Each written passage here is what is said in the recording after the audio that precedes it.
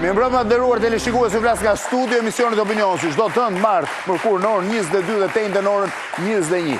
Duket se tërmeti vijon të jetë sërish në qendër të vëmendjes, po tashmë në një kënd tjetër, në një kënd i cili që momenteve e parë kanë ngjallur mjaft reagime, sidomos në rrjetet sociale, por dhe në mediat online. Bëhet fjalë pra për 51 persona që kanë humbur jetën në rrënojat e një prej tërmeteve më të fuqishme që Shqipëria ka njohur, që prej vitit 1979, por përtej kësaj, përtej 51 persona që ka humbur jetën dhe disa qindra tjerëve të plagosur, deri më sot Shqipëria nuk ka minimalisht asnjë person zyrtar përgjegjës për humbjen e këtyre jetëve. Kur them një person përgjegjës, natyrisht duhet bëhet fjalë për një hetim shumë më të madh që do të çonte në përgjegjësitë që vinë zinxhir, por qoftë edhe në kushtet e flagrancës, që do thotë ndërtuesës o pronar godinash, cilat janë shëmbur që momentin e parë dhe që kanë arritur të shpëtojnë, as nuk janë ndaluar deri më sot nga prokuria që të pyeten, thash edhe një herë, në kushtet e flagrancës, sepse ndërtimet e tyre janë prishur, edhe pse ata mund mos jenë fare përgjegjës për këtë gjë. Përgjegjësia do dalë nga një hetim më i plot, por dikush duhet merret që në momentet e para. Përtej kësaj, deri tani nuk di askush thotë se kush mban një përgjegjësi afatgjër. Për reagimet vijnë sidomos në rrjetet sociale ndaj emrave të caktuar, por nuk ka akoma një procedurë saktë se si funksionohet në këto raste dhe mbi të gjitha duket se deri tani janë shmangur ata që duhet ishin personat kryesorë që duhet flisnin, që janë specialistët që deri në këtë moment janë duke vlerësuar pra atë situatën në terren, por që gjithsesi ende nuk kanë sqaruar se çfarë duhet përmirësohet më tej që diçka e ngjashme të mos përsëritet asnjëherë. Ne do mundohemi sot në këtë emision të shohim se cilat kanë qenë dëmet kryesore strukturore, pra dëmet kryesore që kanë ardhur, cilat kanë qenë pasojat, pra cilat kanë qenë shkaqet nga cilat kanë ardhur këto dëme, do shohim cili është ligji, pra si funksionon mënyra e të paktën në ndërtimet me leje, sepse një aspekt tjetër në ndërtimet pa leje. Mënyra se si projektohet, ndërtohet, kontrollohet, deri në fund certifikohet një godinë, do shohim tipologjinë e ndërtimeve dhe problematikën që vjen që nga ato pa leje, ato me leje të deformuar, ato me leje tamam pra që kanë respektuar, por dhe ato kur leja ka qenë abuzive, ose pak mendohet që është abuzive sepse është vështirë ta thuash. Pra do shohim në një mënyrë pak më të plot, edhe pse kemi titulluar 51 vdekur dhe asnjë përballë drejtësisë, do mundohemi të shohim praktikisht se cilat janë problematikat që vinë në këtë drejtim.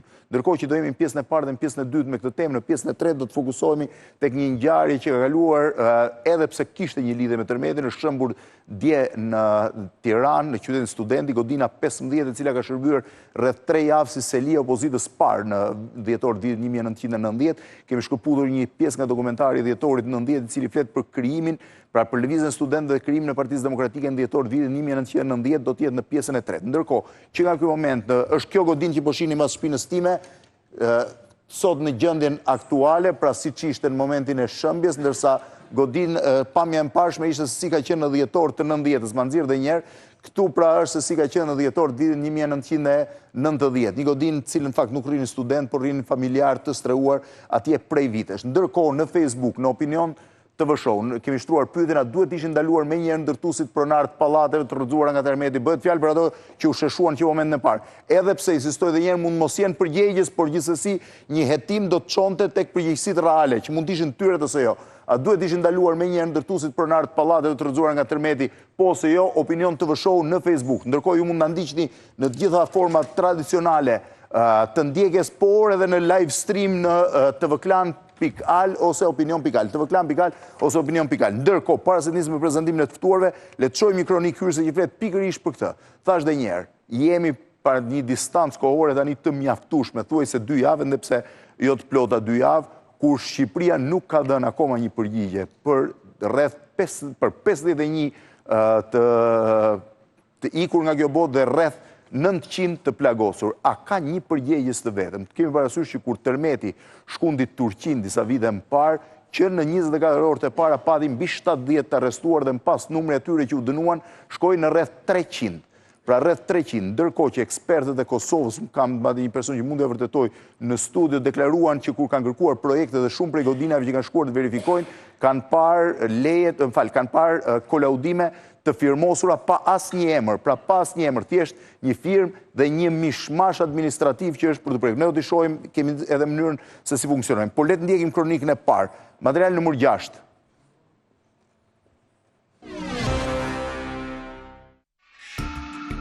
A kanë përgjegjës godinat e shembura nga tërmeti 26 nëntorit ku humbën jetën 51 persona? Është kjo një pyetje që së fundi gjithmonë më tepër po artikulohet. Ndërsa më shumë se 2 javë pas ngjarjes së rëndë, Shqipëria përpiqet të rekuperojë dëmet dhe kur ende nuk ka asnjë person të ndaluar apo të shoqëruar lidhur me shkaqjet e dëmtimit të disa objekteve. Ndërtues, projektues, investitor apo zyrtar, tashmë duket se të gjithë kanë pjesën e përgjegjësisë në sistemin e ndërtimit, që me sa kuptohet në zinxhirin e tij ka çaluar në disa element. Nga ana tjetër, deklaratat e banorëve për neglizhimin e pasojave të tërmetit të 21 shtatorit e rrisin barrën e përgjegjësisë, donse deri më sot akuzat nuk janë adresuar askund. Ndërkohë, ngjarje të ngjashme kanë precedent të ndryshëm në botë, mes të cilëve tërmeti i vitit 1999 në Turqi, që u shoqërua me burgosje në më shumë se 200 zyrtarëve dhe ndërtuesve, pasi 18.000 persona humbën jetën. Askush nuk më kishte treguar se nuk duhet të ndërtoja mbi rërën e detit. Unë jam poet, nuk jam ndërtues. Kishte thënë atëherë një prej sipërmarrësve të arrestuar, pasi më shumë se 500 banesa të ndërtuara prej kompanisë së tij u shembën. Edhe në Tajvan në vitin 2016 3 drejtues të kompanisë ndërtuese u arrestuan si përgjegjës për ndërtimet e shembura pas tërmetit, ku humbën jetën 54 persona.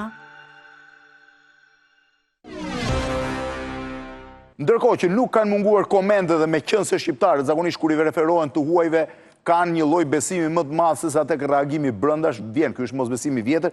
Le të shohim se çfarë deklaronte një prej ekspertëve Maqedonas i regjistruar, pra i intervistuar nga Klan Maqedonia 2 ditë më parë. Material numër 1, lutem.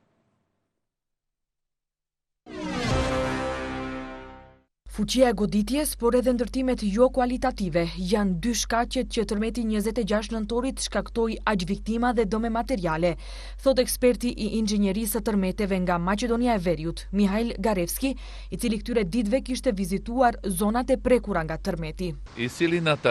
Ndikim në shembjen e ndërtesave pati lëkundja e fortë, por në shumicën e tyre, për të mos thënë tek të gjitha, shkaku kryesor ishte gabimi në projektim. Konstatova kolona të shkurtra, armaturë të pamjaftueshme, beton jo cilësor dhe sidomos kate të para të dobta. Sipas Garevskit, ajo që ka rrezikuar ndërtesat kanë qenë materialet jo përkatëse dhe shpeshherë edhe ndryshimet në brendësi të ndërtimeve. Janë shembur kryesisht ndërtesat e reja me kolonat holla, kate të para të lartë mbi 4 metra të ndërtuar për të fituar hapësira për restorante. Ky është gabim karakteristik, kur projektorët duhen bërë kolonat cilësore dhe trar të hollë që nëse ka tërmete të mos dëmtohen kolonat, por trau, prishja e të cilit nuk e dëmton ndërtesën. Një tjetër problem janë ndërhyrje si heqja e kolonave, mureve për të fituar hapësirë. Prandaj duhen bërë kontrolle të vazhdueshme nëpër ndërtesa për të parë këto ndryshime.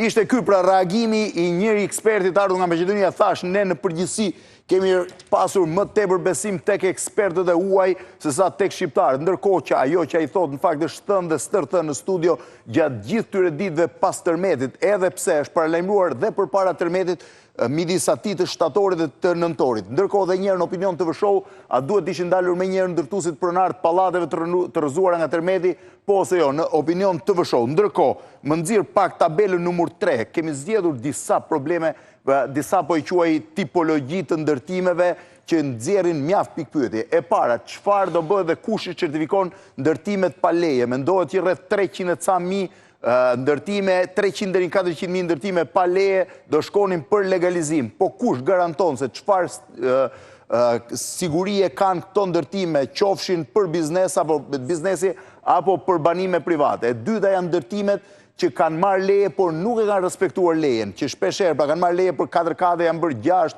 apo 7 kate, kanë marrë leje për 4 kate në një projekt tjetër dhe në pas kanë zbatuar një projekt krejtësisht të ndryshëm nga i pari. Si veprohet dhe kush ka vepruar në këto raste? Pra ka shtesa o ndryshime në projekt. Të tretat janë ndërtime me leje që i kanë respektuar të gjitha, por që gjithashtu mund të kenë mbetet për të parë se kush i certifikon edhe nëse ato kanë respektuar të gjitha rastet. Dhe e katërta janë ndërtimet me leje abuzive që shumë herë së fundmi janë komentuar, sidomos ndërtimet që kanë qenë në rër. Pra, kryesisht mbi këto 4 element duhet parë se si duhet funksionojë dhe çfarë duhet bëjmë. Tash unë kam 6 të ftuar në studio, një lidhe drejt për drejt, më pas do shohim dhe një seri tjera kronikash. Duke nisur me zonjën Mimoza Ysaj, inxhinier ndërtimi, mirëmbrëma, mirë se keni ardhur. Esion Ekonomi, gazetare, mirëmbrëma, mirë se keni ardhur. Mentor Kikia, mirëmbrëma, mirë se keni ardhur.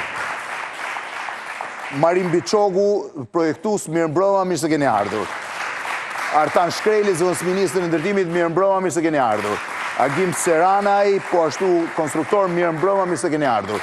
Në lidhje drejt për drejt kam Edmond Lekaj, kryetari i shoqatës Geodetëve Shqiptar. Mirë mbrëma, zoti Lekaj. Mirë mbrëma, përshëndetje. Do lidhemi sërish më pas. Ndërkohë, çfarë ndodh me një ndërtim? Ne kemi marrë procedurën edhe pse deri më sot nuk pothuajse nuk ka qarkulluar nëpër media. Mje pak numrin 2. Tabela e kolaudimit të një godine publike dhe tabela e kolaudimit të një objekti privat. Godim publike pra bëhet fjalë për shkolla, spitale, ndërtime të tjera. Në rastin e godinat, më nxirr godinat private njerë, falë, 2.1. Projekti porositet ose kontraktohet nga kompani private, pra kompania që do të ndërtoj, dhe realizohet nga i kompani private e licencuar në fushën e projektimit përkatës. 2. Supervizioni porositet nga kompani private dhe realizohet nga një kompani private e licencuar në fushën e mbikëqyrjes. 3. Kolaudimi porositet nga kompani private dhe realizohet nga një kompani private e licencuar po në fushën e kolaudimit. Kolaudatori harton raportin e kolaudimit i cili firmoset nga kompania e porositse, projektusi, supervizori. Kompania porositse duhet të paraqes dokumentacionin pranë bashkisë përkatëse për marrjen e lejes së shfrytëzimit të objektit. Lejen e shfrytëzimit e jep bashkia në territorin e cilit është ndërtesa.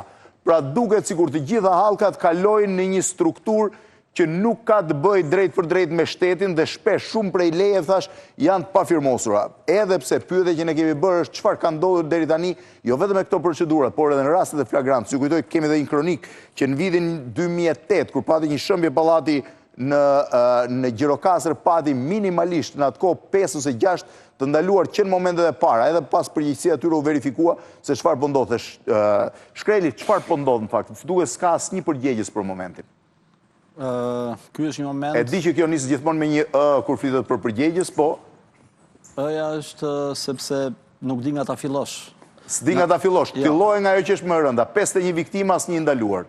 Fillohet nga fakti që prokuroria në këtë moment, ashtu sikurse menjëherë mbas kalimit fazës parë të traumës, filloi të interesohet për marrjen e provave, sidomos në objektet që kanë pas viktima. Domethënë u ndalua shkatrimi i pjesës ekzistuese të objekteve mbasi u nxorën. Ndërkohë që objektet u shkatruan, pavarësisht se prokuroria duhet merrte provat. Jo, u shkatruan mbasi u morën provat. U morën provat, në të gjitha. Padyshim. Po? Te ato me viktima po më vonë edhe tani në vazhdim çdo objekt që shpallet që do shkatrohet, Instituti i Ndërtimit është i detyruar në praninë e oficerit gjyqësor të marrë prova nga elementet konstruktiv, që do të thotë themele, kolonat, trarë dhe rastet kur ka element konstruktiv si që janë diafragmat apo kullat e ashensorëve, po themi, edhe prej tyre. Çfarë provash merren? Merren, atëherë provat janë të natyrës materiale, që do të thotë merren kampionet të betonit, të cilat më vonë do provohen, merren kampionet seksionet të kolonave, do të thonë si janë vënë hekurat aty, të cilat më vonë do të kontrollohen me projektin, nëse janë bërë në funksion projektit apo kanë ndryshuar nga projekti. Kjo do nxjerrë përgjegjësinë nëse përgjegjësia është e projektuesit apo e zbatuesit.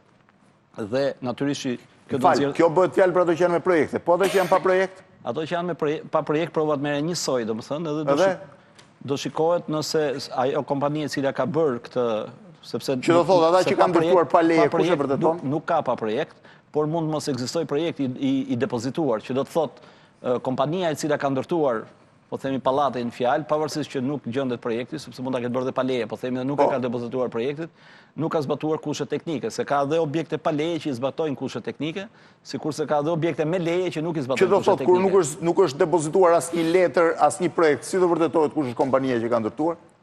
Po kompania nuk është fantazëm, domethënë ato objekt banorët e dinë kush e ka bërë, nuk ekziston asnjë. Do pyeten banorët kush e ka bërë? Po natyrisht do pyetet kushdo, jo vetëm banorët, do pyetet administratori lokal që është aty, pyeten banorët, pyeten në rastin që është bërë në kuptimin me kompani të ndryshme, se nganjëherë një kompani kontraktohet për të bërë karabinan, një kompani kontraktohet për të bërë muraturat dhe një për të kryesisht ndërtimet janë shumë mirë të strukturuara, por shumë prej këtyre ndërtimeve janë bërë shkeleshko, po? Disa janë bërë dhe me brigada, dhe ju e dini shumë mirë. Absolutisht, për këtë po them unë që brigadat ndryshme kanë bërë pjesë ndryshme. Tani çështja është që urbanistika dhe arkitektura në një farë mënyrë shprehen në mënyrë drejt për drejt sistemi politik dhe social të vendit në cilin ato ndodhen.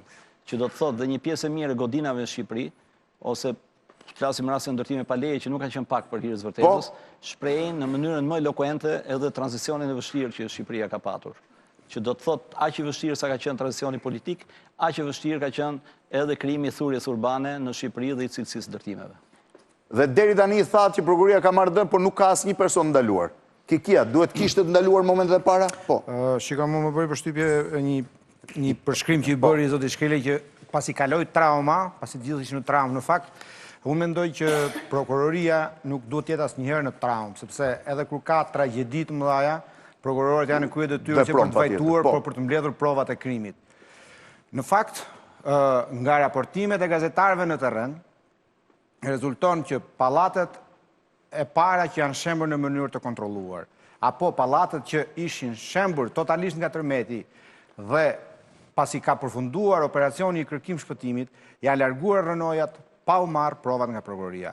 Vetëm në ditën e 5 të punës për shembjen e objekteve të konsideruar të rrezikshme, prokuroria ndërhyri dhe tha, lëshoi një urdhëresë të mos prishen më objekte pa qenë të pranishëm dhe pa marrë në provat. Tani nuk dua të gjykoj për para gjykoj, por druaj seriozisht që do mund të kemi përgjegjës për valën e parë të dëmtimeve që janë kryer. Sto kemi. Jo, më falë, shtoj vetëm diçka. Është e vërtet kjo që thotë zoti Kikia, por përpara se të ndërhyjnë te prokuroria, policia gjyqësore, e cila është strukturë e policisë shtetit, ka krijuar dosjet për gjitha objektet që janë hequr. Dhe kjo është një operacion rutinë që bëhet në përgjithësi edhe në qoftë se nuk kemi tërmet, po kemi një prishje të një objekti të kontrolluar. Për shembull, po them kotun, prishjet e objekte të kontrolluara në Vlorë, gjitha bëhet një dosje përkatëse përpara se të prishet objekti. Në atë rast ka një tjetër synim, në këtë rast ka edhe element konstruktiv, edhe kampionatura. Pra, policia gjyqësore ka funksionuar edhe përpara ndërhyrjes së prokurorisë.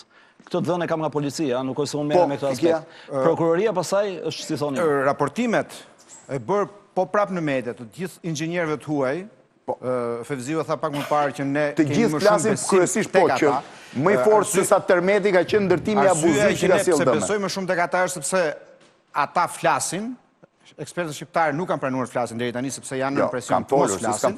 Jo, ja ku i ke. Se anë e ke studios, po flas të paktën që e kanë pas byrë. Gjë tani nuk kanë folur, nuk i kanë pranuar kamerat dhe mbi të gjitha, duke patur gjykimin e përhershëm që shqiptarët korruptohen, janë të pabesueshëm, sepse mbi të gjitha janë këta që në pas tërmetit të 21 shtatorit certifikuar me një të parë kështu nga rruga, gjithë pallatet që u dëmtuan thanë janë në rregull.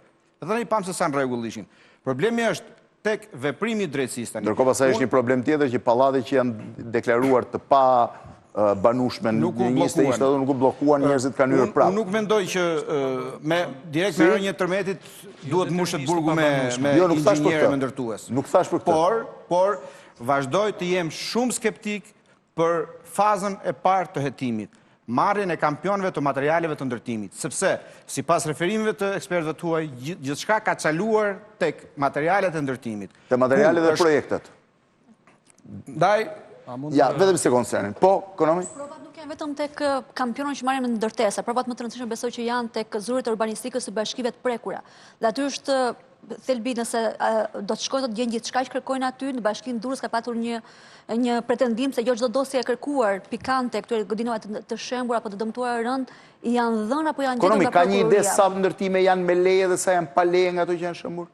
Nuk ka një statistikë tillë përpunuar nga institucionet shqiptare. Dhe godinat që kanë qenë pa leje ose me leje deformuara, si janë certifikuar apo kanë qenë pa legalizuar? Janë legalizuar mbrapa me ligjin e famshëm. Unë kam legalizuar banesën e familjes time. Nuk ka ardhur askush të shohë nëse unë kam themele, kam kolona, ka ardhur dikush ka bërë matje, sepse legalizimi gjithmonë është pas një proces populist elektoral më shumë se një proces teknik. Dhe si proces metrash katror, jo si proces i cilësisë. Në shtëpinë time personalisht askush s'ka kontrolluar cilësinë dhe qëndrueshmërinë e godinës. Dhe godina mund mos ketë as projekta si gjëja zoti Shkeli. Për shembull, dhe shkon po në shumë prej zonave, kryesisht në zonat rurale që kanë qenë larg vëmendjes së medjave ditët e para, ku kam shkuar ditën e 3 të 4, në Ishëm për shembull, ka qenë godinat më të dëmtuara më afër epiqendrës, kanë qenë godinat të vjetra, të ndërtuara me teknologjinë e kohës, ose që banorët i kanë ndërtuar dhe pas vitit 90 po i kanë ndërtuar vet. Pra një tullsot një beton në vitin tjetër. Po beton të bërë vetë me betonier pa kushte teknike. Ato janë legalizuar me kalimin e kohës, por nuk kanë qenë të kontrolluar nga askush për cilësinë e ndërtimit. Dhe kanë qenë të para që janë dëmtuar më shumë. Thjesht kanë matur vetëm metrat katror për të verifikuar hartën me. Procesi i legalizimit është një proces shumë i vështirë në pikpamje ligjore, objektet individuale, pra familjare, jo multifamiljare, që kanë një familje brenda, sidomos në fshat, nuk mundet dot që njerëz që kanë 20 vjet shtëpinë, ditën që shkojnë legalizimit, i thënë shtëpia jote do shëmbet sepse është jashtë kushtit. Jo, thjesht nuk legalizohet. Më fal një sekond, prit. Në Amerikë për Qoftë ajo kërcënon jetën e njeriu. Jo, kur flasim për përgjegjësi ligjore, nuk mund flasim për atë banorin e zonës që ka bërë një shtëpi për vete, një kat si vjet, një kat mas u kthy çuni nga emigracioni, pastaj një kat tjetër ku martoi gocën. Po flasim për pallate që janë bërë biznes. Ky që ka kompaninë, ky ka strukturë, ka inxhinier, ka studio projektimi, ka supervizor. Po, se po morëm me atë banorin me shtëpi një kaçë. Eksakt, aty do evitojmë problemi. Problemi është kur thotë zoti Kekia. Tu është bëj një ndërhyrje, ju lutem. Po. Nëse do të ndihmoj që të jemi më me rendiment për të shqyrtuar çfarë ka më shumë rëndësi, unë mendoj që kjo është e pafundme për ta vazhduar me parametra të ndryshëm që mund të kenë influencuar dhe ne mund të rrim gjithë natën dhe gjithë ditën për të gjatë. Po. Kështu që unë mendoj që për të qenë më me rendiment, ne të fokusohemi në atë që ka më shumë rëndësi dhe më shumë rëndësi ka të nxjerrim mësime për të ardhmen. Po padyshim e kam aty, po shikoj, në mësimet pa bërë shembull për të sotmen, nuk ka asnjëherë. Ta varrosim këtë histori dhe ja do ta vazhdoj të ta plotësoj. Për të nxjerrë mësime për të ardhmen nga ana inxhinierike dhe teknike që të mos ndodhin dëme, duhen parë të tëra shkaqet më parë, sepse ka ndodhur dëme. Dhe shkaqet nga pikpamja inxhinierike, akoma nuk kemi futur për t'i parë. Do të thotë, nëse prokuroria apo mbledh prova, ishin me leje apo ishin pa leje, nga pikpamja e do të... Jo, kjo nuk mund të ka punë me leje vetëm. Nga pikpamja inxhinierike, do dëmtohet apo jo, objekti nuk dëmtohet edhe nëse është pa leje, nuk dëmtohet nëse është dhe me leje, nuk dëmtohet nëse ndërtohet në RR, ose dëmtohet. Pra, nuk ka rëndësi nga gjitha faktor se... nga gjitha faktor që duhen gjetur, duhen studiuar, duhen bërë, por, më rëndësishme është të gjendet shkaku përse ka ndodhur. Nuk ka ndodhur se është ndërtuar pa leje. Pra, të mos rrim me të gjithë faktorë... Jo, nuk ka ndodhur pse është ndërtuar pa leje, jo, patjetër. Se ka plot ndërtime pa leje pjesë që qëndrojnë ka që bien, nuk po them këtë. Po them si do kontrollojnë gjithë. Ato janë abuzivitetet të llojit tjetër.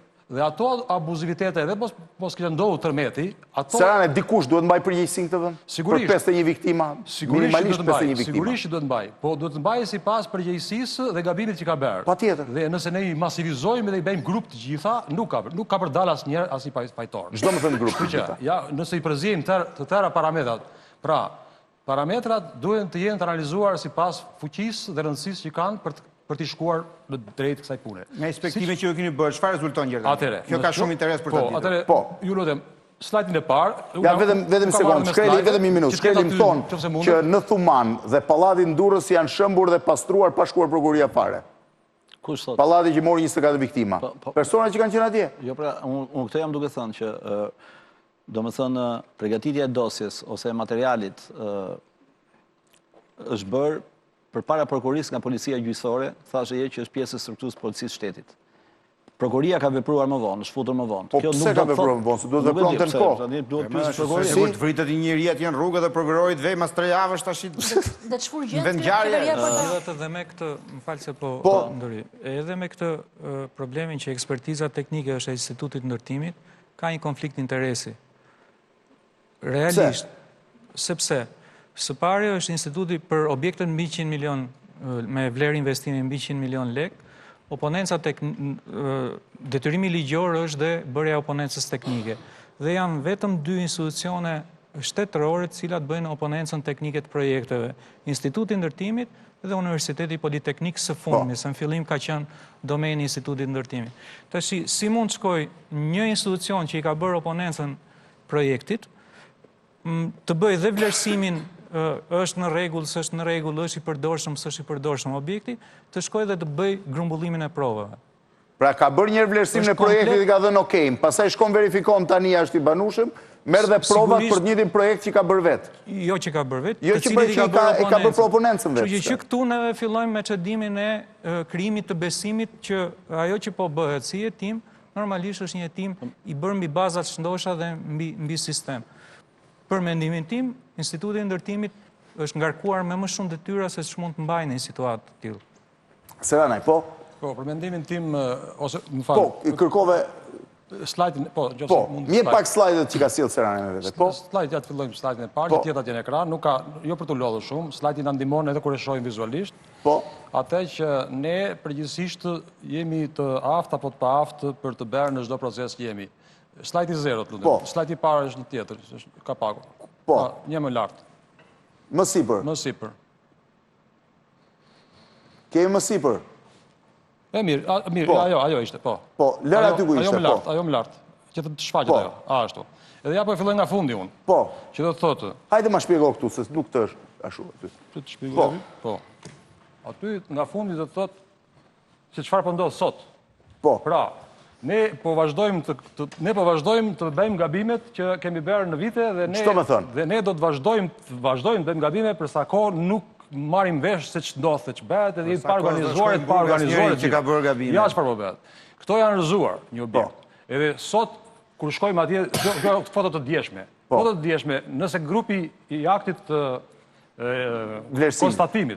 konstatimit, se vetëm faza e parë është duke u kryer ashtu në ato rëmujat e veta. Edhe akti konstatimit edhe e ka ndihmuar që ky ka probleme, nuk duhet banohet, edhe të përforcohet për të mbajtur deri në një vlerësim më të detajuar më vonë. Pa u pritur, pa u filluar faza e dytë, kur ne shkojmë atje, për qëllim tjetër, sepse pranë kësaj ishte një qerdhe që ishte bllokuar për të hapur qerdhja, nga që specialist amerikan kishin thënë, mirë qerdhja është në rregull, po obori është i rrezikuar sepse mund të shembet ky objekt. Prandaj ne shkuam ndje si grupi i tretë, sepse edhe grupi i parë kishte thënë është në rregull. Grupi amerikan kishte thënë kjo shembet, grupi i tretë ishim ne. Ne u çuditëm më shumë nga kjo, që atje kishin filluar punimet, edhe jashtë, kur këtu ka aq dëmshmëri, edhe brenda, ku ja po punon ai ustaj atje, është një objekt. Po bën sudatimaj? Çfarë po bën ai? Ai e di çfarë bën. Po ju thoni është objekt i pa që nuk mund jetohet dhe ai po bën. Po pra, objekte të tilla atje në Durrës tani që ne kemi qenë gjithkohon janë duke u bërë gabime më të mëdha se sa ne kemi bërë deri më sot. Pra, aftësia për të bërë gabime me leje, pa leje, edhe me ndërhyrje, edhe mos të komentoj me, kështu është, që mos ta zgjas. Edhe po të shkojmë kështu në slajtin tjetër, këto i prodhon ajo që ne gjithë fazën e parë, lutem, gjithë fazën e parë e kemi kështu. Edhe tani. Pra, më shumë janë gabime tani se si po punojmë, e do ndodhin më shumë gabime se si po ndërhyjmë, edhe në internet tjetër më të ulët se ky Durrësi do rrëzohet më shumë. Si do rrëzohet? E do dëmtohet më shumë. Pse? Objektet që ne po ndërhyjmë t'i bëjmë me shpejtësi, pa u mbaruar akoma ekspertiza e mirëfillt profesionale, e vlerësimit të dëmeve dhe mënyrës se si duhet ndërhyj, ka procedurë. Nuk bëhet partizançe, artizanalçe, që na kapi shiu e na kapi bora, por ngrihen institucione. Çfarë ndodh? Institucioni i parë që duhet kryente aktin e konstatimit ka prodhuar në treg atje 1, 2, 3, 4, 5 formularë të ndryshëm që unë kam mundur t'i kem. Mund t'jenë 20 formularë. Po kush i lëshon formularët? Formularët i lëshon kush të doj deri më sot. Edhe ja, se si njeri formular, mbasi plotësohet në këtë format, dallon vetëm me 2 qëndrimin e konkluzionit e tij, të banueshme e të pabanueshme. Kurse ky këtu thotë 3, 1, 2, 3 nivele. Ky këtu thotë me të shkruar që duhet ta përkthesh edhe vështirë për mua ta përkthej konkluzionin, është formati i njëjtë me këtë. Të gjithë janë formate specialistësh këto. Formate që po bëhet akt konstatimi edhe po mbyllet gjas me faza e parë. Të gjitha me stemën e Republikës janë. Janë të gjitha të vlefshme. Janë të gjitha të vlefshme. Po, janë të gjitha të vlefshme. Edhe ja dhe këtu duhet përkthyer ky, sepse ky është aq manual sa 5 akte ke ti në dorë që nuk janë të unifikuara. Pes ka mund se pse i kam unë këto 5, përgjithsisht sepse më ka qelluar që në objektet ku edhe në zonat ku kam shkuar unë, kam parë që atje kanë vajtur edhe të tillë grupesh, edhe të tillë grupesh në të njëjtin objekt. Po kush i çon grupet? Grupet i çon i parë kush i çon grupet do shkëli? Sistemi që nuk i organizon. Atëherë tani njëri grup këtu e bën me 5 nivele. Edhe të tërë përdorin problemi më i madh. Ka edhe nga ta që vën shenja. Njëri vë shenjë kryq, njëri vë shenjë blu që se kam mësuar as sot çfarë do jetë. Kurse kjo me vendim të Institutit Teknik Ndërtimit ky objekt është i banueshëm. Shqiptarët kur i lë pa organizim dhe pa sistem. Ja, se prodhohen kështu. Kjo flet e vendosur për të siguruar hyrjen e banorëve. E dini çfarë prodhon trurin në panik? Ju shkon në mendje ju që vën natën e shkullin e angulin pallatit të vet? Ju shkon në mendje ju? Jo, mendja pjellore e panikut e shkurt. Ta lëm ekspertin flasi sepse ne ke Shiko, shkrim, qofse janë 5 akte vlerësimi, 5 akte vlerësimit të ndryshme, çfarë ndodh? Ju falenderoj publikisht për kurajon, sepse ne kemi patur njerëz të cilët kur janë çuar në front kanë firmosur letra. Jo, të lutem. Unë dua të vlerësoj për atë që po thoni. Kam më shumë nevojë që të mos dëgjoj. Tani ma shpjegoj vetëm pak, shkreli.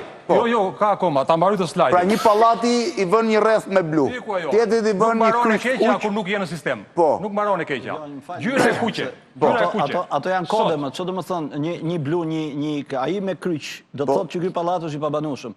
Ai me blu është një kod tjetër që thotë pallati ka nevojë për restaurim, ka dhe me jeshile që do të thotë janë dëmtime të tjera. Po nuk e dini ju, po ju nuk e dini, po e dinë ata që i kanë vërë. Jo. Atëherë ky është kod ndërkombëtar, unë e cëroj. Ajo është kodi i Pnutit, më fal. Ju e iku, pa shpjeguar. Po ikën nuk e shpjegoj, po dia shpjegoj. Mirë, ky është problemi. Tani. Po më fal një sekond. Vim këtu. Po prit pa. Ta shpjegoj pak tek ta mbyll. Jo, pra shpjegoj, po. Sepse gjyra kuqe është kjo. Po, kryqi kuq. Po. Gjyra kuqe ka këtu. Po. Në këtë format. Në konkluzion ku thot, e kuqe e pa banuar. Këtu mund të jetë e kuqe kjo, që mund të jetë e kuqe, po u shoqëruar me ngjyrë, po u shoqëruar me ngjyrë, që nuk duhet banuar ose duhet banuar, se kaq bën këtu. Ashtu, ka lloj-lloje të kuqesh. Dhe nëse ky formati këtu ka të kuqen, kam pas një telefonat sot. Ky është formati i grupit tim. Po. Atëre, edhe un kam të kuqe. Po mirë, pse nuk unifikohet formati që lëshohet? Më mori një inxhinier sot, që e kam inxhinier paralel, inxhinier nderuar, i respektuar dhe me shumë i kujdesshëm për mos vepruar pa ligj. Edhe më tha, jam tek objekti ku kam ekspertizën tuaj. Me që të njohat, mora telefon. Nuk po më lejojnë të shkoj të bëj përforcimet. Kam vajtur për bërë përforcimet. Po pse, kush të thatë bësh përforcime? Po sepse ai është i pabanueshëm dhe duhet rregulluar. Po s'ka kush ke projekt për të bërë përforcime? Ka mbaruar faza që ty të ka thënë ik bëj projekt për përforcime? Jo. Gabimi i pari ti. I dyti që më tregoi. Unë nuk e kam problemin këtu, tha, se projektin e bëj, unë tha, se kam problem fare. Po e kam problemin te bashkia. Çfarë problemi ke te bashkia ti? Bashkia më tha që atje nuk do të shkosh të përforcohet, sepse ajo është me gjyrë të kuqe do prishet. Ku e lexove ti, thash unë? Po ti e ke bërë, tha. Po lexoj edhe prapi, thash ai. Ken tavolinë, po e kam. Si shkruan? Shkruante, e kuqe më thoshte mua. Lexom tutje në klapa, e pabanueshme, për të prishur. Ku e ke për të prishur? Nuk lexon për të prishur. Është e pabanueshme, po jo që detyrimisht do prishet. Pra, duhet kuptohet sistemi me të gjitha. Kush do t'i unifikojë tërë këto sisteme që e kuqja e këtij, e kuqja e këtij, e kuqja e këtij, se ka shkreli vërtet krijohet kaos. Se ka shumë formular. Pse ka kaq formular? Sepse nuk arritën as sot të nxjerrin një formular të vetëm për t'ia shpërndarë grupeve të punës. Më fal, juve kishit një iPad sot? Unë kam një javë që përveç iPad-it kam patur edhe laptop, edhe celular dhe e kam paraqitur një soft që atëherë kur ju prezantoja edhe juve që ta merrnit, edhe bashkisë, edhe bashkia e Durrësit që e parapëlqeu dhe tha do ta vëm punë, më vonë ndroi mendje sepse tha që nesër do të marrë një program tjetër. Edhe as nesër as sot kam dëgjuar se do të dalë nesër. Mirë, po ai kryetari i bashkisë gjithmonë thoshte më gënjejnë, kam 3-4 ditë që më gënjejnë, do të ta merrte sistemin tonë se e pas sa mirë funksiononte. Po bëjmë muhabet bari. Nuk e mori dot, shënë si ka. Ja më thot, shkolla e Minduraku mes Tiranës ka 2 akte vlerësimi kontradiktore. Po, komunikimet të ndryshme gojore, përveç këtyre. Janë disa grupe që atje vënë dhe vendosin edhe takojnë banorët dhe ju thonë me gojë. Kështu që, problemi kryesor i të gjithave këtyre, të fazës së parë, që akoma po vazhdon, dhe faza keni parasysh. Po vazhdon kështu, akoma. Ku faza e parë do akoma edhe të them 50% të objekteve për që u mbaruar faza me sistem të unifikuar dhe e hedhur në rrjet. Po. Nuk është hedhur dot në rrjet ky. As ky. Ky si edhe rrjet. Sepse rrjeti do variante me tik, që ti marrin në mënyrë automatike. Këtu që ta hedhësh në rrjet, do ta deshifrosh një herë, ti thua çfarë ngjyre mund të doj, ta thua çfarë demi mund të ka, janë me të shkruar. Këto i marrin. Po thoni që kontrollet janë kaotike, po. Kanë mbushur sirtare, iPad-at i kanë marrë tani për tutje. iPad-i nëse punon me këtë as bën dot gjë, mbase është unifikuar një gjë për iPad-in. Atëherë nëse ka dalë iPad-i dhe ngrihet pak më sipër, po. Unë sugjeroj që paralelisht daljes iPad-it dhe rregullimit të formatit, duhet të bllokohen gjitha këto lloj sistemesh që po funksionojnë. Po. Edhe t'ju jepet sistemi i ri me detyrim ligjor. Ndërkohë, pse thoni që ka konkluzione kontradiktore? Ky është tjetër gjë kjo. Po. Ja i shikojmë kështu. Janë 3 objekte që këto ndodhin mbrëm. Dhe mbrëm ishte urgjencë dhe ne shkuam me urgjencë të organizuar nga zëvendës ministri që të shkonim të shihnim objektet arsimore nga që do fillon të shkolla. Kishte kontradikt në vlerësim. Po. Dikush në Qerdhen dikush në qerdhen kopshti, qa lexon? Fotomob, Se thash, te ekrani këtu afër kanë që problem. S'ka rëndësi, po. Dallori sipas ngjyrës. Grupi i parë e ka thënë jeshillet të rregullt, të përdoret, që mos të nglodheni me të Konkludon se aktiviteti mund të vazhdojë normalisht, po. Është ngjyra që ju ndihmon. Po. Grupi i dytë nuk duhet përdoret. Kanë kërkuar përgjigje, nuk duhet për, po. Edhe ishim ne grupi i tretë. Po. Që vajtëm për ta thënë se shkolla ishte bllokuar, por kërkonin ambiente me qira. Kopshti qerdhe. Ishin 400, po t'i mbledhim këtu. Po, dhe grupi i tretë çfarë ka thënë? Jo, më fal. 400 fëmijë që po kërkoheshin ambiente me qira dhe do t'ju bënin panikun e madh familjeve dhe fëmijëve që do shpërndanin ku të gjenin copa qirash. Si ishte konkluzioni i tretë? Edhe konkluzioni i tretë ishte që ajo u hap dhe u gëzua drejtoresha që ne. Po, edhe për qerdhen numër 1. Edhe qerdhja numër 1. Diku thot normalisht, diku thot. Diku, ja, kështu është prap. E gjeta gjë si këtu, që edhe qerdhja numër 1. Edhe ajo ishte në rregull. O blend. Po, edhe qerdhja këtu. Se qerdhja këtu e kundër këtu. Ky ishte në rregull, ky jo. Kurse këtu të dy këta. Po bëjmë prop si çik. Janë të dy këta. Nuk e lejonin. Kurse kjo ishte, edhe kjo ishte një rast shumë flagrant. Po. Ishte shumë turp nga ana profesionale. Për çfarë kishin shkruar pse nuk duhet të përdoret. Edhe ky, edhe ky. Çka kanë shkruar aty? Më fal, çka kanë shkruar aty? Mund të na thuash. Kurse kur shkuam, atëherë ja i lexoj unë çka ka shkruar. Njëri nga këta grupe, na lexo aty, më aty s'ka nevojë. Atë që ke paraqit aty. Shprehu të mos përdoren hapësirat e konsulave. Po, shumë qartë. I dyti thot vendosen skela çdo 3 metra poshtë konsulave. Shumë qartë kanë bërë. Shumë qartë kanë bërë. Ndërkohë thot i treti thot aktiviteti mund të vazhdojë normalisht. Por profesionalisht shumë gabim. Pse gabim? Ashtu.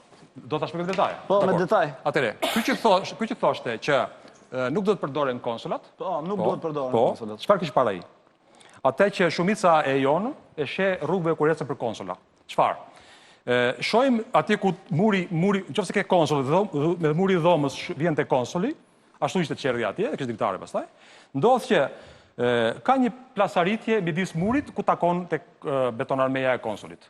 Edhe kjo ndodh jo nga tërmeti, po ndodh për arsye të tjera që mos u lodh. Po ka ndodhur nga tërmeti për këtë rast. Mirë, pra, aktivizon tërmeti, normal. Tërmeti e aktivizon, por ajo nuk ka asnjë dëmshmëri, konstruksioni nuk ka asnjë, domethënë, të duash të shkosh atje për ta përforcuar, nuk e ç'përforcon.